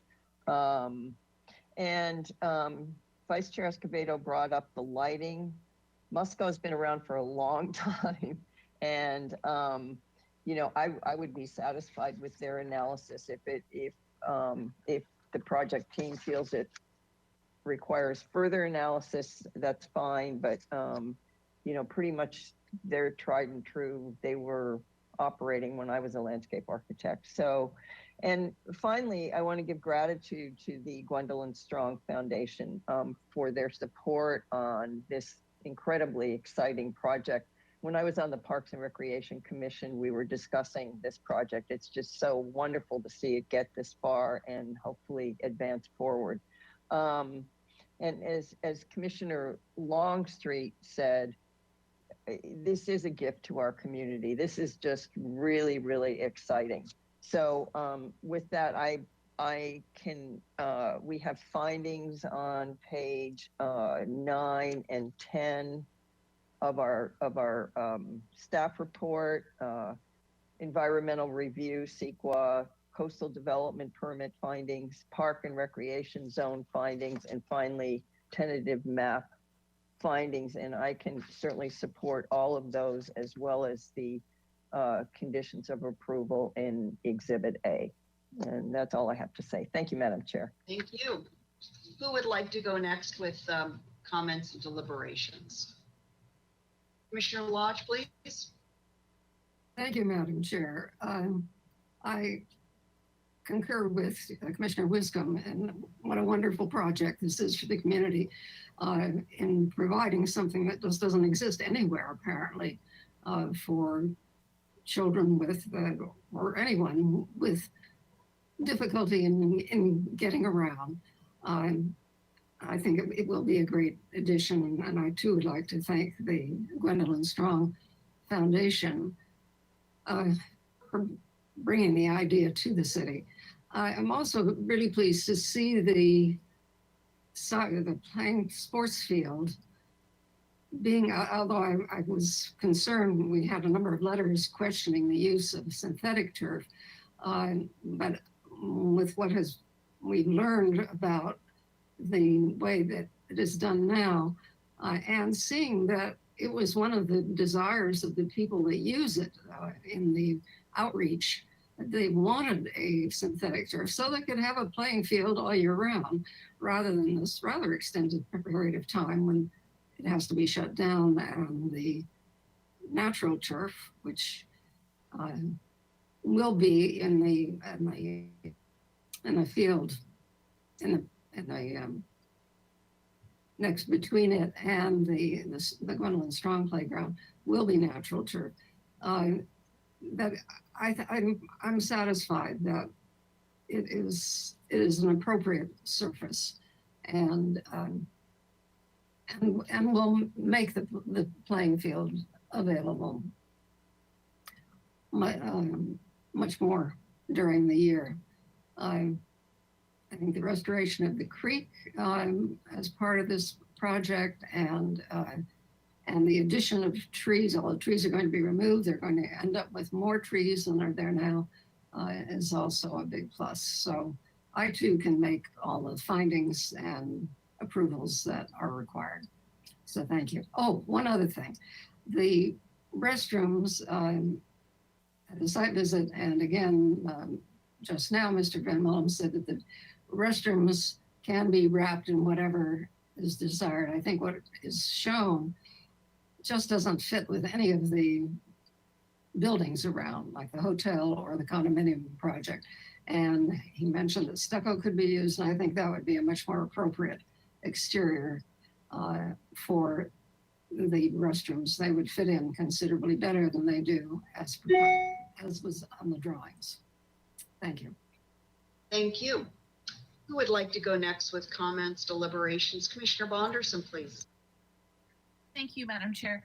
I would like to start by simply asking my fellow commissioners if there's any room for us to, or perhaps it's not about making room, but asking if and how we could give some opportunity to staff and to the applicant team to get back to us in the near future, perhaps 12 months from now, when there's enough data and analysis to make sure that there's an adequate number of properly placed ADA handicap parking spots to access the areas that would best require service in case that for any reason there's not. Is there a way for us to include that as part of this? Do you want to ask staff a question, or how would you like to direct your question? Let me direct it perhaps to you, Madam Chair, or to Commissioner Wiscombe, or to staff in particular who may know where it may go. Is there a place that we could put this as part of our motion? Oh, Ms. Zachary, did you want to, that's, even though we're in deliberations, Ms. Zachary, it may be helpful if you have any insight before we go to Commissioner Wiscombe, who has her hands up. Ms. Zachary?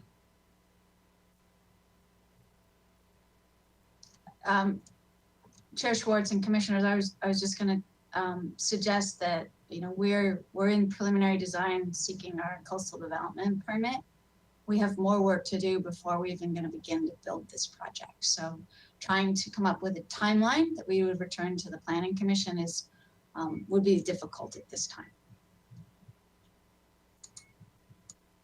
Is that helpful, Commissioner Bonderson, before we go to Commissioner Wiscombe? Thank you, Madam Chair, and also thank you, Ms. Zachary. For me, I would word it in a way that once the project's complete and it's in use, then we would request feedback after 12 months or a certain amount of time. I'm curious to know, oh, there's Mr. Doimus, gotta stop. Well, thank you, Chair Schwartz, Commissioner Bonderson.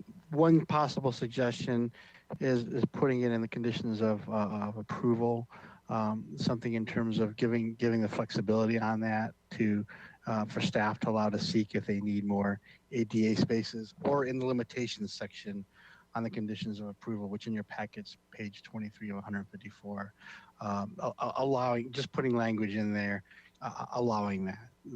Some simple wording could work on that. That's one suggestion. Just wanted to offer the commission. Thank you. Grateful for that, Mr. Duemas. Thank you. May I ask to hear Commissioner Wiscom's point of view, Madam Chair? Sure, go ahead. Thank you, Madam Chair and Commissioner Bonderson. I'm very satisfied with the fact that staff has stated if they've doubled the required number of accessible spaces now. And I'm very satisfied that if they need more, that they will restripe and produce more in order to meet demand. So I think, you know, when you're planning, this is a big project, it's, I think, 6 acres. And when you're planning and we're making, you know, this has been a long time coming. You know, it could be that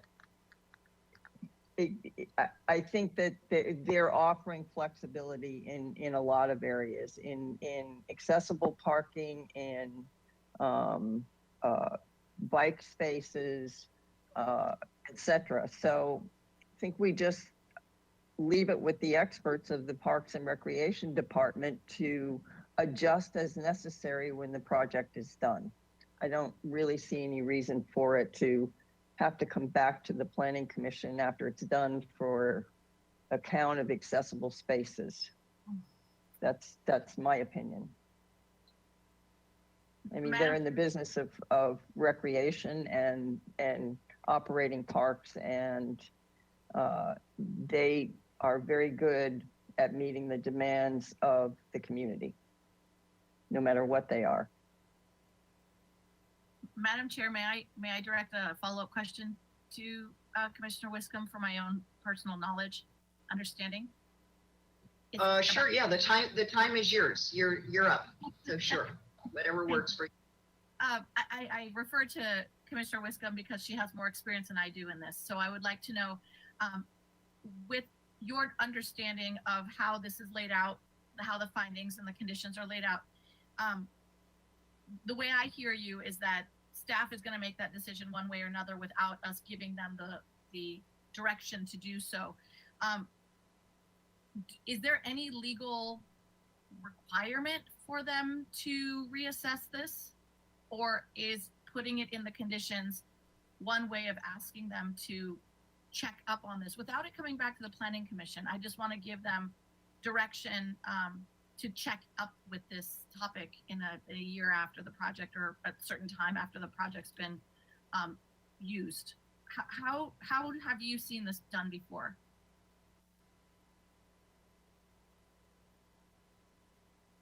Are you directing that question at me? Yes, I was hoping that you're. Yes. Okay, I you know, I'm just going to go back to legally. I imagine what Mr. Duemas said. You could add it in there, at, you know, requiring them to study it, you know, on an ongoing basis. But I just believe that, you know, they're in the business of parks and recreation, and they will do what they have to do to be flexible and meet the demands, whether it's bicycle spaces or ADA spaces, or you know, parking signs for cars that are parking there that are not using the park. Whatever it happens to be, they will be flexible and do it. I hate to see us condition it, that they do that. I spent 7.5 years on the Parks and Recreation Commission, and I have every faith that they will follow through. Thank you, Commissioner Wiscom. And that's why I asked you, because I know that you've been extremely involved. I was interested in your point of view. And just to make sure that my intention is clear, it's not that I don't trust that they know what they're doing. It's that I want to make sure that there's room legally for them to take action in case they're in any way limited or don't necessarily pay attention to that need. Is there something, oh, I see staff, I was going to just ask, is there something from a staff's point of view that could help alleviate my concern? Yes, Commissioner Bonderson, I think one thing that may be helpful is that our zoning ordinance does allow parking spaces to be replaced with accessible parking spaces. And we acknowledge that there may be a reduction in the total number of spaces as a result. And that's not a ding against the project. That's allowed. And so that wouldn't be an issue. The fact that maybe they've lost one parking space in order to provide an accessible space, that wouldn't be a concern in the future. And Mr. Busk, while I have you, what is the process that a project such as this might go through? Does Parks and Rec have their own analysis process that's going to be taking place regardless of what we discuss here today? Are they checking these kind of things? If there's enough parking spaces for bicycles, if the ADA spaces are appropriately spaced out and needs like that? I think that's a question that's more appropriate for the Parks and Recreation Director, if that's okay with you. If it's okay with Parks and Recs, was it Ms. Zachary? Perhaps she can help. I would like to know what the procedure is so that if there is a procedure in place, we don't need to condition it. Chair Schwartz and commissioners, we operate and maintain all of our city parks. We work directly with a multitude of recreation service providers. We put on recreation programs. We're in our parks every single day, and we also respond to public requests on a regular basis. I can guarantee you that we will be monitoring this park, working very closely with our stakeholders, including the Gwendolyn Strong Foundation and the families and the organizations that will enjoy this park. We are very well aware of the push and pull, because I think as we have all realized, Santa Barbara is a beautiful place with wonderful park spaces, but there's never seems to be enough for everyone. So we're constantly juggling multiple needs and opinions, and parking is one that we really strove to enhance in this location. Excuse me. So I can guarantee that we will be very well aware, and our park users, when they need something, they let us know. Thank you, Ms. Zachary. And as I think it's been made very clear, my only concern is that you have an avenue to be able to adjust. And other than that, if that avenue is in place and it's secure, we may not need to provide you the assistance in providing that avenue here. I see Mr. Doimas popped up again. So. Yes, Chair Schwartz and Commissioner Bonderson. And I just wanted to be clear, not a condition not requiring, we don't want to put that burden. I don't think the commission wants that on the parks to study it, what the conditions of the flexibility. But as Mr. Busk said as well, there's flexibility in our zoning ordinance. There's always modifications in the for the conditions of approval in the future if need be. So, you know, the project as is could be fine, and the way it's designed sounds like a lot of flexibility is already within that. So there are tools even now, but even in the future, if need be, the parks needs that too. So, you know, they have the ability, if there ever arises an issue, that something they didn't anticipate, and it sounds like they have. So just wanted to raise that point as well. Thank you. Thank you, Mr. Doynes. So I'm gonna bring it back to us and let staff go, just to continue on with our own deliberations, please. I was just going to say that it was made very clear to me, and Mr. Doimas' summary was very appreciated.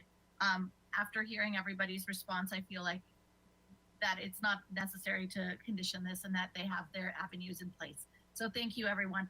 I would like to just wrap up by saying that I'm particularly impressed and grateful to the Gwendolyn Strong Foundation. I think that their partnership to bring us this proposed inclusive playground is such a special partnership and opportunity for our community. And I'm so grateful to be able to be here today to participate in this moment.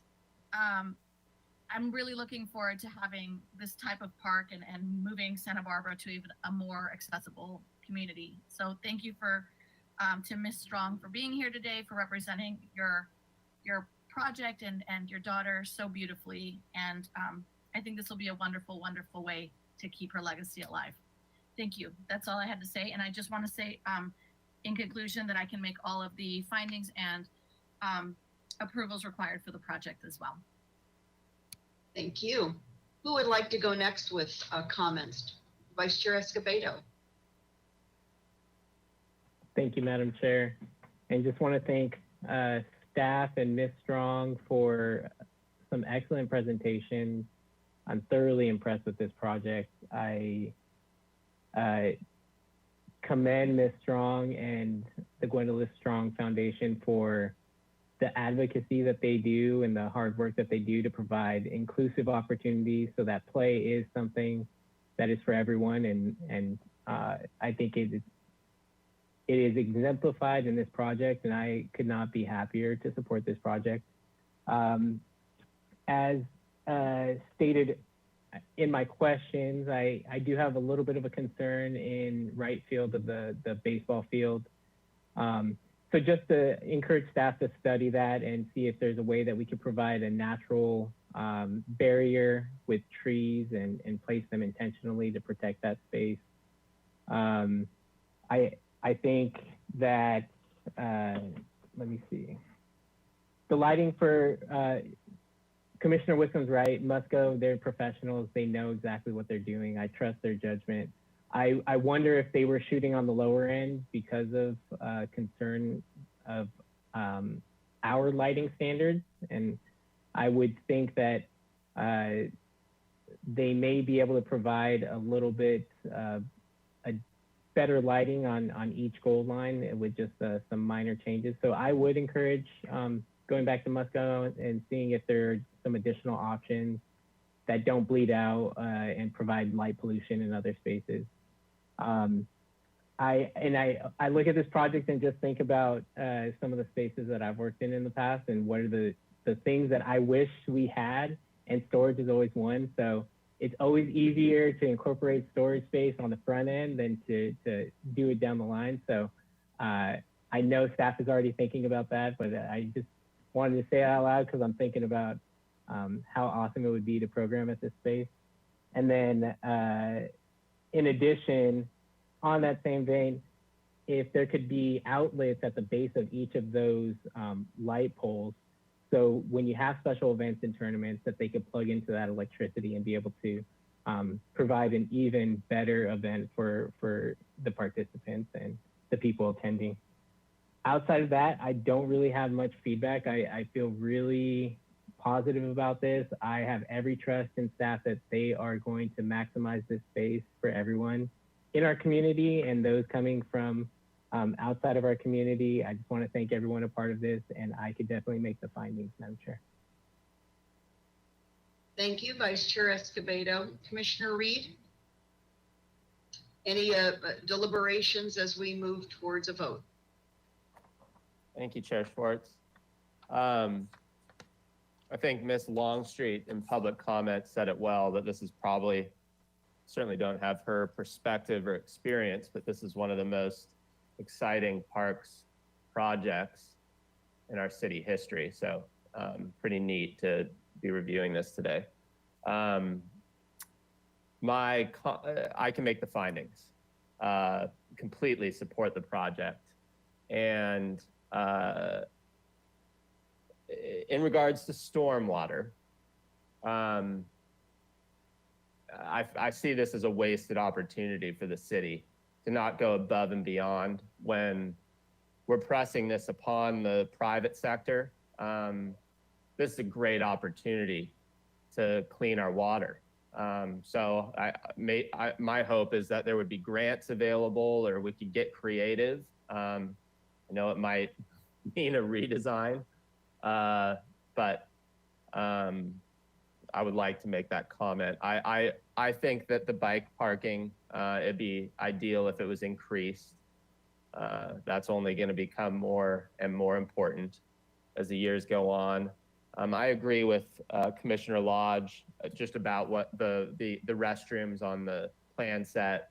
they're a little bleak. They're not really compatible with the surrounding structures. So if work can be done on that, all the better. And then aligned with Commissioner Escobedo, Vice Chair Escobedo, storage is like gold. So the more, the better. But great job to the team on staff that's worked on this, all the groups involved, and the public outreach is a real example for future projects. The feedback was incredible. So thank you to everyone. Thank you. I agree with my colleagues, and I will be making the findings and in support of the required applications. I don't know if I should say this is a once in a lifetime, once in a century opportunity, maybe even more than a century opportunity for us to bring us into the next century, actually, in terms of completely re-envisioning, redesigning, reconfiguring a space that's become quite dilapidated, really, and continued use, but not by our full community. And that's where this inclusivity and an all abilities playground is so important. Whatever the ultimate design is, I'm sure even just in looking at these artistic renderings or even photographs maybe pulled from some other parts, whether it's the Magical Bridge Playground in Palo Alto or others, I really think that it captures and stimulates the imagination. To me, it's both inspired and inspiring. And I personally can't say that about many parks, many city parks. So this is that above and beyond project. This is a signature project for our city. And I think it will put us on the map in so many ways, including an all abilities playground. And one of my brothers, who does not have full abilities, I think would have just loved this kind of playground. So thank you so much to everybody. And I look forward to this becoming a reality. Thank you.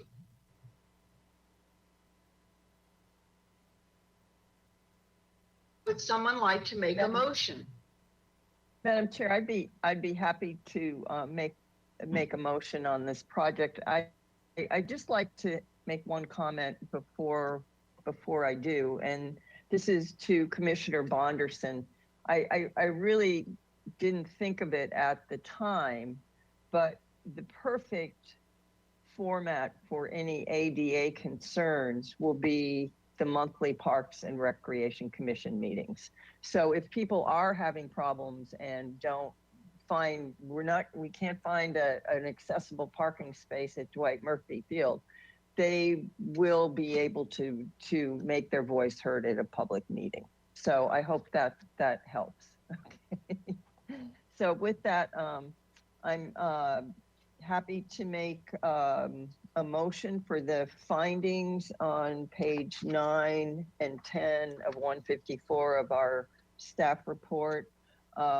These are environmental review, CEQA guidelines, B, coastal development permit, C, parks and recreation zone findings, and D, tentative map findings, as well as approving the conditions of, or making a motion for the conditions of approval as found in Exhibit A of our packet. Second. Oh, I heard Vice Chair Escobedo jump in. Thank you. Okay, we have a first and a second. Any discussion on that motion? Okay, seeing none. Ms. Fennessy, would you please join us for a voice vote? Thank you. I will now start the roll call vote. Commissioner Lodge? Yes. Commissioner Reed? Yes.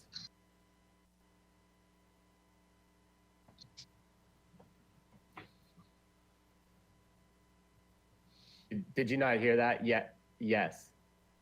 Can you hear me? Yeah. Yeah. Commissioner Wiscombe?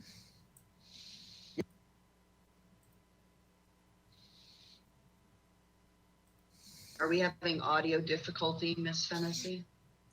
I would believe so. Can you hear me now?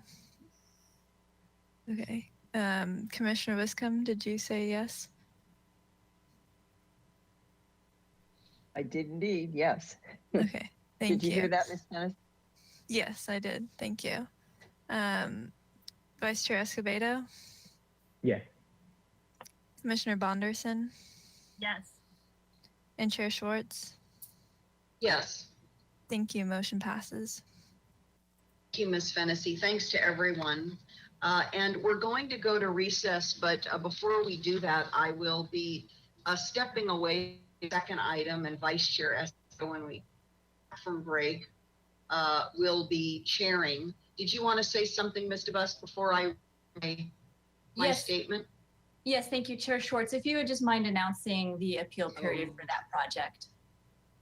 I couldn't even imagine this being appealed, so I think that's why my mind didn't either. But yes, this project is appealable within 10 calendar days of the meeting. And that would be appealable to the council. Anything else, Ms. DeBusk, before I read my and we go to recess? No, okay.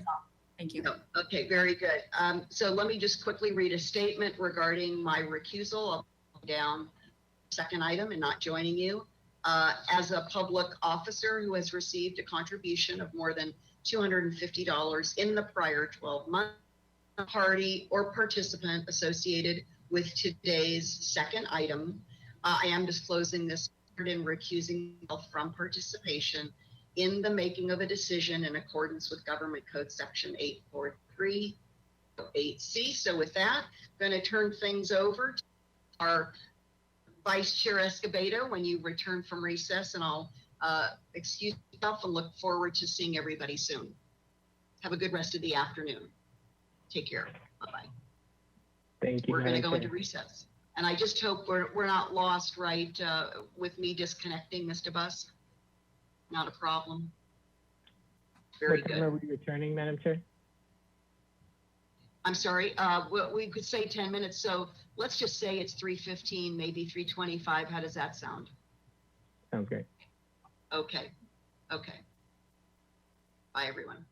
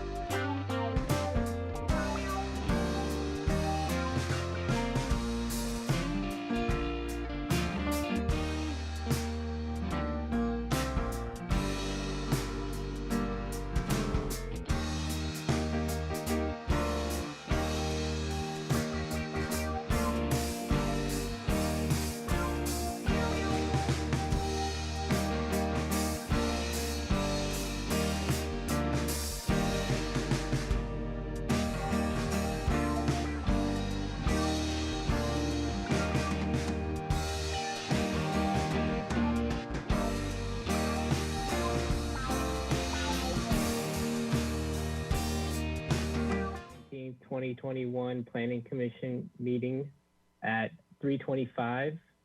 And we will move on to our next item, which is item B, 1309 State Street, which is a proposal to convert a second story of an existing non-residential building to a residential unit. This is a discretionary application required for this project for a parking modification to not provide one required on-site parking space for the proposed residential unit. And who do we have presenting today?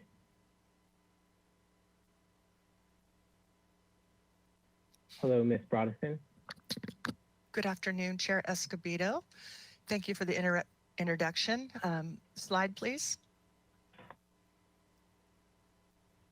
The project site is located mid-block on State Street, 1309 State Street, and it's located between Victoria and Sola Streets.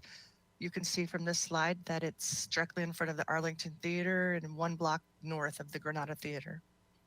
Next slide. The project description and discretionary action. The existing 2,600 square foot, 2-story commercial building is on a 2,700 square foot lot in the commercial zone on State Street. The proposal is to convert the second story office space to a 1,000 square foot residential unit. Also included is a new second story roof deck. The requirements for this project is a parking modification to provide 0 on-site parking. Next slide. When you convert a commercial space to a residential space, you have to comply with the zoning ordinance. And one of the requirements is that you provide 15% of the net lot area as open space. So for this project, you can see here the the street view showing the Arlington behind. The project will provide 419 square feet of open space in the courtyard in front of the lot. And in addition to the open space, residential units are required to provide private open space. And for this size lot, well, for second story unit, they're required to provide 72 square feet of private open yard. So this project is providing a second floor deck behind the unit to the rear, or upstairs on the second floor. And you can go to the next slide, please. So here's a slide showing the site plan. State Street is to the right of the slide. The unit is in the middle. And then you can see the proposed 317 square foot second floor deck that they're proposing in order to provide the private open yard. Next slide, please. This is just a slide showing the floor plans. So the existing floor plan on the left shows the commercial space, and on the right, you can see the proposed floor plan, how they're proposing a kitchen and a bathroom remodel with bathing facilities, and the second floor deck to the left, 317 square feet. Next slide. And this is the area, or sorry, the elevation that the HLC reviewed. On the right, you can see the proposed railing that's required for the new deck. And on the left, you can see a detail of the proposed railing. And the next slide, please. The HLC reviewed the project yesterday, and they found that the proposed deck will be appropriate with a natural color wood stain on the railing. Also, they found that the parking modification does not present any consistency issues with the project compatibility criteria. Next slide, please. The other thing that you're required to do when you convert resident or non-residential space to a residential space is provide on-site parking. And the finding to do this is that other criteria consistent with the purposes of the parking regulations based on unusual or unique circumstances of a particular case as deemed appropriate by the Planning Commission. So when I showed you the site plan earlier, you could see that the site is built out. There's no room to provide on-site parking. Next slide. And the next slide. The existing use, 100% commercial on the lot, is the parking requirement is 1 space per 500 square feet. With because they're also in the central business district, they get a 95% reduction. So they only need to provide 6 spaces for the commercial uses. And obviously they don't have any parking on the site. The next slide. With the conversion of the second floor commercial space, they're actually reducing the parking requirement. So the new square footage of the commercial floor area would be 2,600. So that would require 5 parking spots, and the new unit would require, 4 parking spots. The commercial area would require 4 parking spots, and the new unit would require 1 spot. So it's reducing the parking requirement from 6 spaces to 5. Next slide, please. Next slide. The parking modification supportability. So staff believes that this parking mod can be supportable because the existing requirement is less than what the proposed requirement would be. Next slide. And there is a precedent for this type of conversion. Most recently, 1325 State Street, which is just a couple of buildings up the street from this project. Next slide. There's many site constraints with the project being a historical building and also lack of space to provide new units. Next slide. And it also is consistent with general plan policies to promote new residential units in the downtown core. Next slide. Staff also did an analysis for CEQA, and we found that the project is exempt from further environmental review per sections 1503, which allows for new construction or conversion of small facilities, and also 15305, which allows for the conversion of non-residential space to residential space if it's fewer than 6 units. Next slide. The next step after today's hearing would be to return to Historic Landmarks Commission for continued design review and possibly final design review, and then submit for a building permit to proceed with the conversion. The next slide. Staff recommends that the Planning Commission approve the project, make the findings in the staff report, and also subject to the conditions of approval in Exhibit A.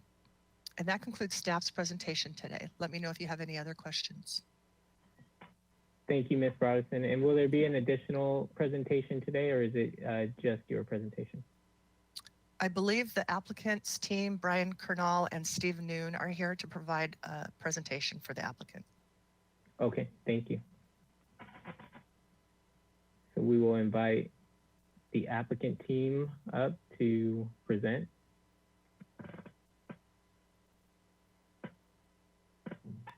Hello, thank you, Vice Chair Escobedo. Yes, I'm here. Really, I don't know that I could give any better of a presentation than Kelly's already given. She's covered everything about the project, about the site, and about what we're, what we're seeking. I'm here myself, Steve Noon, and then also Tom Loriai, the owner of the property, is here with me. So we're here for additional questions or clarifications. Sounds great. So no additional presentation then? Not necessary. No, unless you feel, yeah, no, not necessary. Sounds great. So then we will ask you to turn off your camera for now, and we'll go to public comment, and then the commissioners might have questions for you in a bit. Thank you. Mr. Busk, is there anyone wishing to give public comment? Thank you, Vice Chair Escobedo. At this point, we do not, but let me just go through the slide, make sure. If you'd like to make a public comment on this item, please click the raise lower hand icon that's on the control panel, and I will notify you when it's your turn to speak. Each person has 2 minutes, and the red arrow pointed down indicates that your hand is raised. And at this time, we do not have anyone from the public wishing to make a comment. Ms. Fennessy, have we received any written correspondence for this item? Thank you, Mr. Busk. We did not receive any written correspondence for this item. Thank you, Ms. Fennessy. So with that, I'll turn it back to the commission for any questions that you have for either staff or the applicant. Commissioner Reed? Thank you, Vice Chair Escobedo. Mr. Busk, maybe you'd probably be the most appropriate to ask this of. So I really only have one question. Why would a project like this come to the Planning Commission versus being approved at the staff level when it's such an obvious approval? And in the future, how can we prevent this from happening again? Commissioner Reed and planning commissioners, the reason is because this project is proposed as one unit, which means it's a base density project. And so the base density projects do not qualify for the no parking, which is afforded to AUD projects. Additionally, the municipal code does have a requirement that parking must be provided for residential units. So when there are other types of changes of use where perhaps the parking requirement for the new use is lower than what's existing, such as in this case, typically you wouldn't provide, or you wouldn't need a parking modification because the amount of the nonconformity is actually going down. However, there is a specific provision that says residential units must provide their parking. So between those two items, it does require that this come to the Planning Commission for a modification. In terms of if the Planning Commission does not want to see these types of projects in the future, it would require ordinance amendments to a couple different places in order to eliminate that requirement. And when we, it's my understanding, because it's a single unit, this doesn't qualify under the AUD program. That's correct, yes. Assuming that AUD program gets replaced with new multi-family standards, would that correct this issue, or would those specific ordinances still need to be amended? Commissioner Reed, that is still to be determined as to whether there will be different standards for projects that are what we now call base density. I do anticipate that there may be differences because we may still want to incentivize certain types of units. You know, for example, this unit could be any size, right, theoretically, and that may change whether the Planning Commission feels that a parking modification or not providing parking is appropriate. However, we're also looking at adaptive reuse standards, and so that might be a way to address it for these types of downtown conversions where it's existing space, they're putting in the number of units that makes sense, and parking just might not be feasible on the site. This may be too complicated of a answer to give, but for the public's benefit, for all of our benefit, could you explain why adaptive reuse, conversion of existing space, isn't qualified under the existing rental programs that we have? I'm not sure I'm understanding your question. Well, why do we have to have a new ordinance for adaptive reuse residential? I see.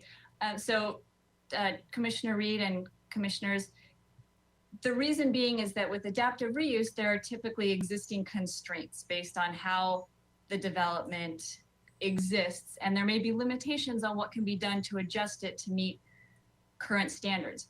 One such standard is actually open space. In this case, the building configuration actually provided some qualifying open space in front of the structure, which is very unusual downtown. And there was also ability to provide the private open space on the roof, which again, might not apply to all buildings. So those types of requirements, you know, open space, parking, sometimes setbacks, our code does typically allow for conversion within setbacks, but again, it's case by case. And that's where an adaptive reuse ordinance may come in handy because it allows you to work with what's there and to adapt it as needed for the new use. Great. Thank you, Ms. DeBusk. And Vice Chair Escobedo, that's it for my questions. And when appropriate, I'm happy to move for approval. Fantastic. Thank you, Commissioner Reed. Commissioner Lodge, do you have any questions for staff or the applicant? Yes. Thank you, Madam Chair. Thank you, Vice Chair Escobedo. I do have a question, and if Mr. Bolton could bring up the slide that shows, I think it was called Next Steps, which goes back to HLC for approval and then for final approval and then for building permit. There we go. Thank you. I'm really puzzled. there was construction going on downstairs and upstairs. A lot of work had already been done. Does the project, how did it get to building permit without HLC approval? Ms. Brodesson? Vice Chair Escobedo and Commissioner Lodge, yes, the applicant had submitted to the building department ahead of time, not realizing that they needed a mod.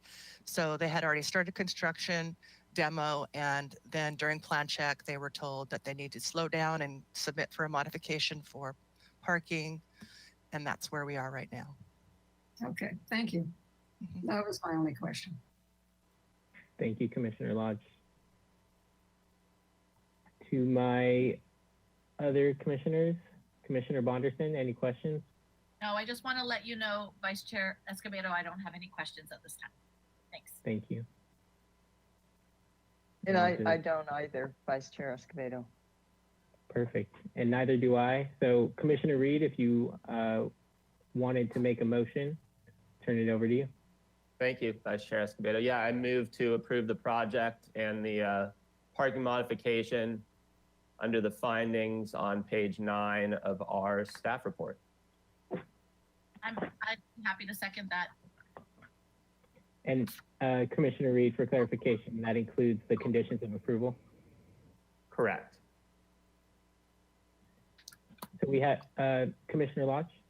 Yes, please. I'd like to make some comments. I'm sure Commissioner Wiscombe remembers also the project that is north on the alley where 2 office spaces were converted to 2 rentals over Opal's restaurant. And they also got a parking modification. So, you know, given that we're letting projects like 630 Chapala be built with 39 units with no parking required, it only seems, and since this other project was approved before, I will be supporting it. But it's going to be interesting to see how this plays out without this development without parking. Thank you. Thank you, Commissioner Lodge. Any other comments or discussion? Commissioner Wiscombe? Yes, thank you, Vice Chair Escobedo. I just wanted to say that I'm excited to see these adaptive reuse projects come in. I think it's pretty exciting time, and this is 1 unit, but it's 1 unit closer to, you know, doing something with some of the spaces downtown where we have room to put housing. So that's my only comment. Thank you. And I can certainly support the motion. Well said. Thank you, Commissioner Wiscombe. Any other comments or discussion from the commission? All right, not seeing any. Ms. Fennessy, if we could get a roll call vote. Thank you. I'll go ahead and start the roll call vote. Commissioner Reed, Yes. Commissioner Wiscombe, Yes. Commissioner Bonderson, Yes. Commissioner Lodge, Yes. and Vice Chair Escobedo. Yes. Thank you. Motion passes. Thank you, Ms. Fennessy. And so I will announce that there is an appeal period of 10 days, and the appeal will go to, if filed, will go to City Council. And with that, we will close that item and we will move on to our administrative agenda. Oh, Mr. Nunn? No, I just wanted to, no, sorry to interrupt, Chair Escobedo. I just wanted to thank you and thank the commission and staff. Thank you. Enjoy the rest of your day. Thank you. And so with that, we will go to our administrative agenda, and it's going to be committee and liaison reports. Commissioner Bonderson? Thank you, Vice Chair Escobedo. I just have one item that I wanted to share from ABR. It's a little bit different than what we usually see, but for that reason, I wanted to share it. We have had one proposal that is for permitting outdoor dining decks. You know, in other words, we have a lot of parklets and other types of outdoor dining in our downtown area, and they're allowed temporarily under the Emergency Economic Recovery Ordinance. Of course, as you know, it pertains to the COVID-19 economic recovery issue that we've been trying to support and keeping our restaurants and dining areas open to support the recovery. So this was a project that's actually coming in to get a formal permit. Hopefully it will be a long-term permit, and it is at 3888 State Street, and it requires review of a front setback zoning modification by the staff hearing officer. It's come actually twice since I last reported, and it's in a conceptual review. So if anyone's interested in seeing these types of projects coming through ABR and getting, formally permitted from here forward, these are projects to pay attention to. And that's why I wanted to share it, just because it's the first of those that we've seen. So no particular appeal decision was made. They are continued indefinitely with comments. This is just the conceptual phase, so we will be seeing them again. And then I wanted to also mention, I'm liaison to the Transportation and Circulation Committee, the TCC. They were planning a meeting next week on Thursday, which has now been canceled. So if anyone's following those, the meeting on August 26th is canceled until further notice. We should see them again next month. That's all. Thank you very much.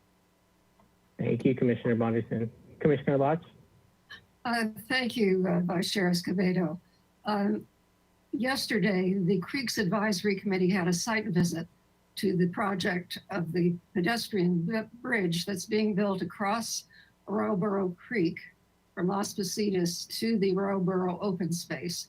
And Mr. Bolton, if you have the map of the area, if you could put that up. There we go. Commissioner Wiscombe will remember the Planning Commission's involvement in granting a coastal development permit for the first part of this project, which would be the, I guess, from the dashed, more or less vertical line over to the left where Allen Road ends. And this was a creek restoration project, which was almost 3 years ago, and the vegetation is all grown in, and it looks very, very natural and very nice. Well, up above that, I was, to tell the truth, I was astonished.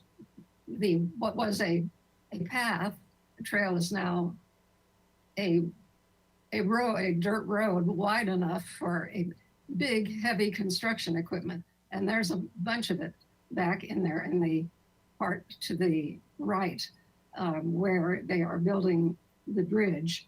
And there are all sorts of heavy equipment, piles of rock, different sizes. They're relocating it toward the upper part of the diagram. There's an existing trail that's being relocated and improved to tie in with this. And this is all ultimately this sort of open area will connect with the west end of Palermo. The only part that that Creeks doesn't have control over, whatever, is where part of it's in the county, and so they're having to work together with the county to produce that. In any event, if you could show the next slide, the image of the construction project. Oh, there we go. Oh my goodness, she sent a bunch of other pictures. This is the one. This is the view from where the sort of the end in the background below the road that's Las Positas is the foundation for the bridge, the pedestrian bridge, and in the closed version, the view near the viewer is the the forms and rebar for the one on the north end. And this will provide connection from the new bikeway that is going in along Las Positas to the Oroboro open space and access at the other end to, at this point, of what is Oroboro open space. I think it's a very, you can see some of the big rocks on the far side of the creek bed that have been put in. They have more of that to do, and that will be done before they actually put the bridge in for access reasons. So it was a very interesting visit and exciting to see this project going on. It's funded with the bed tax that goes to creeks, plus for some of this work, they have been able to get some grants as well. Thank you. That's exciting. Commissioner Wiscombe and then Commissioner Reed. Thank you, Vice Chair Escobedo. Are those other pictures that were shown, Commissioner Lodge, are those revegetation areas? They are. If so, could we just look at those for a second? And because it's pretty exciting to see that. Yes. Apparently, Erin, I'm forgetting her last name, from Creeks, when I asked her to send the map to Mr. Bolton, she sent these photographs. Yeah, it's beautiful. Hummingbird sage in bloom in the foreground. And maybe Mr. Bolton, if you just move through them slowly, I don't know what, yeah, and there's the creek itself. Wow. They're having pumped water from upstream past the construction area. So there was equipment going during the visit to do that. My next one.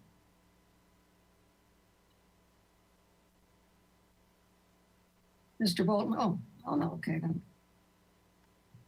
Thank you for sharing those. It's really appreciate it. Love the update, because it's really hard to see what's going on from Las Positas when you travel on Las Positas. So you can't see it at all, and you'd have to stop there and get out of the car to see. And it's impossible to stop there. Thank you for that. Commissioner Reed, did you have any follow-up questions? Thanks, Vice Chair Escobedo. Yeah, Commissioner Lodge, I had the same question. So that was revegetated only 3 years ago? Not quite 3 years ago, yes. Amazing. And I mean, our updates are what they are. They just, by their very nature, they're not always the most entertaining, exciting updates. This was an exception. Way to go. Way to go, Commissioner Lodge. Thank you. Agreed. Any other committee or liaison reports? Looks like we're done. Look at us, 3:53. All right. Everyone gets back their afternoon. We did it. Thank you to staff. Thank you to everyone. Thank you to my fellow commissioners and applicants. Everyone stay safe and have a good weekend. Hey, and thank you, Vice Chair Escobedo. Good job. Good work leading. You're a leader. Thank you. I had a tough project. Job. Yeah. We'll adjourn at 3:54. You managed to get through it.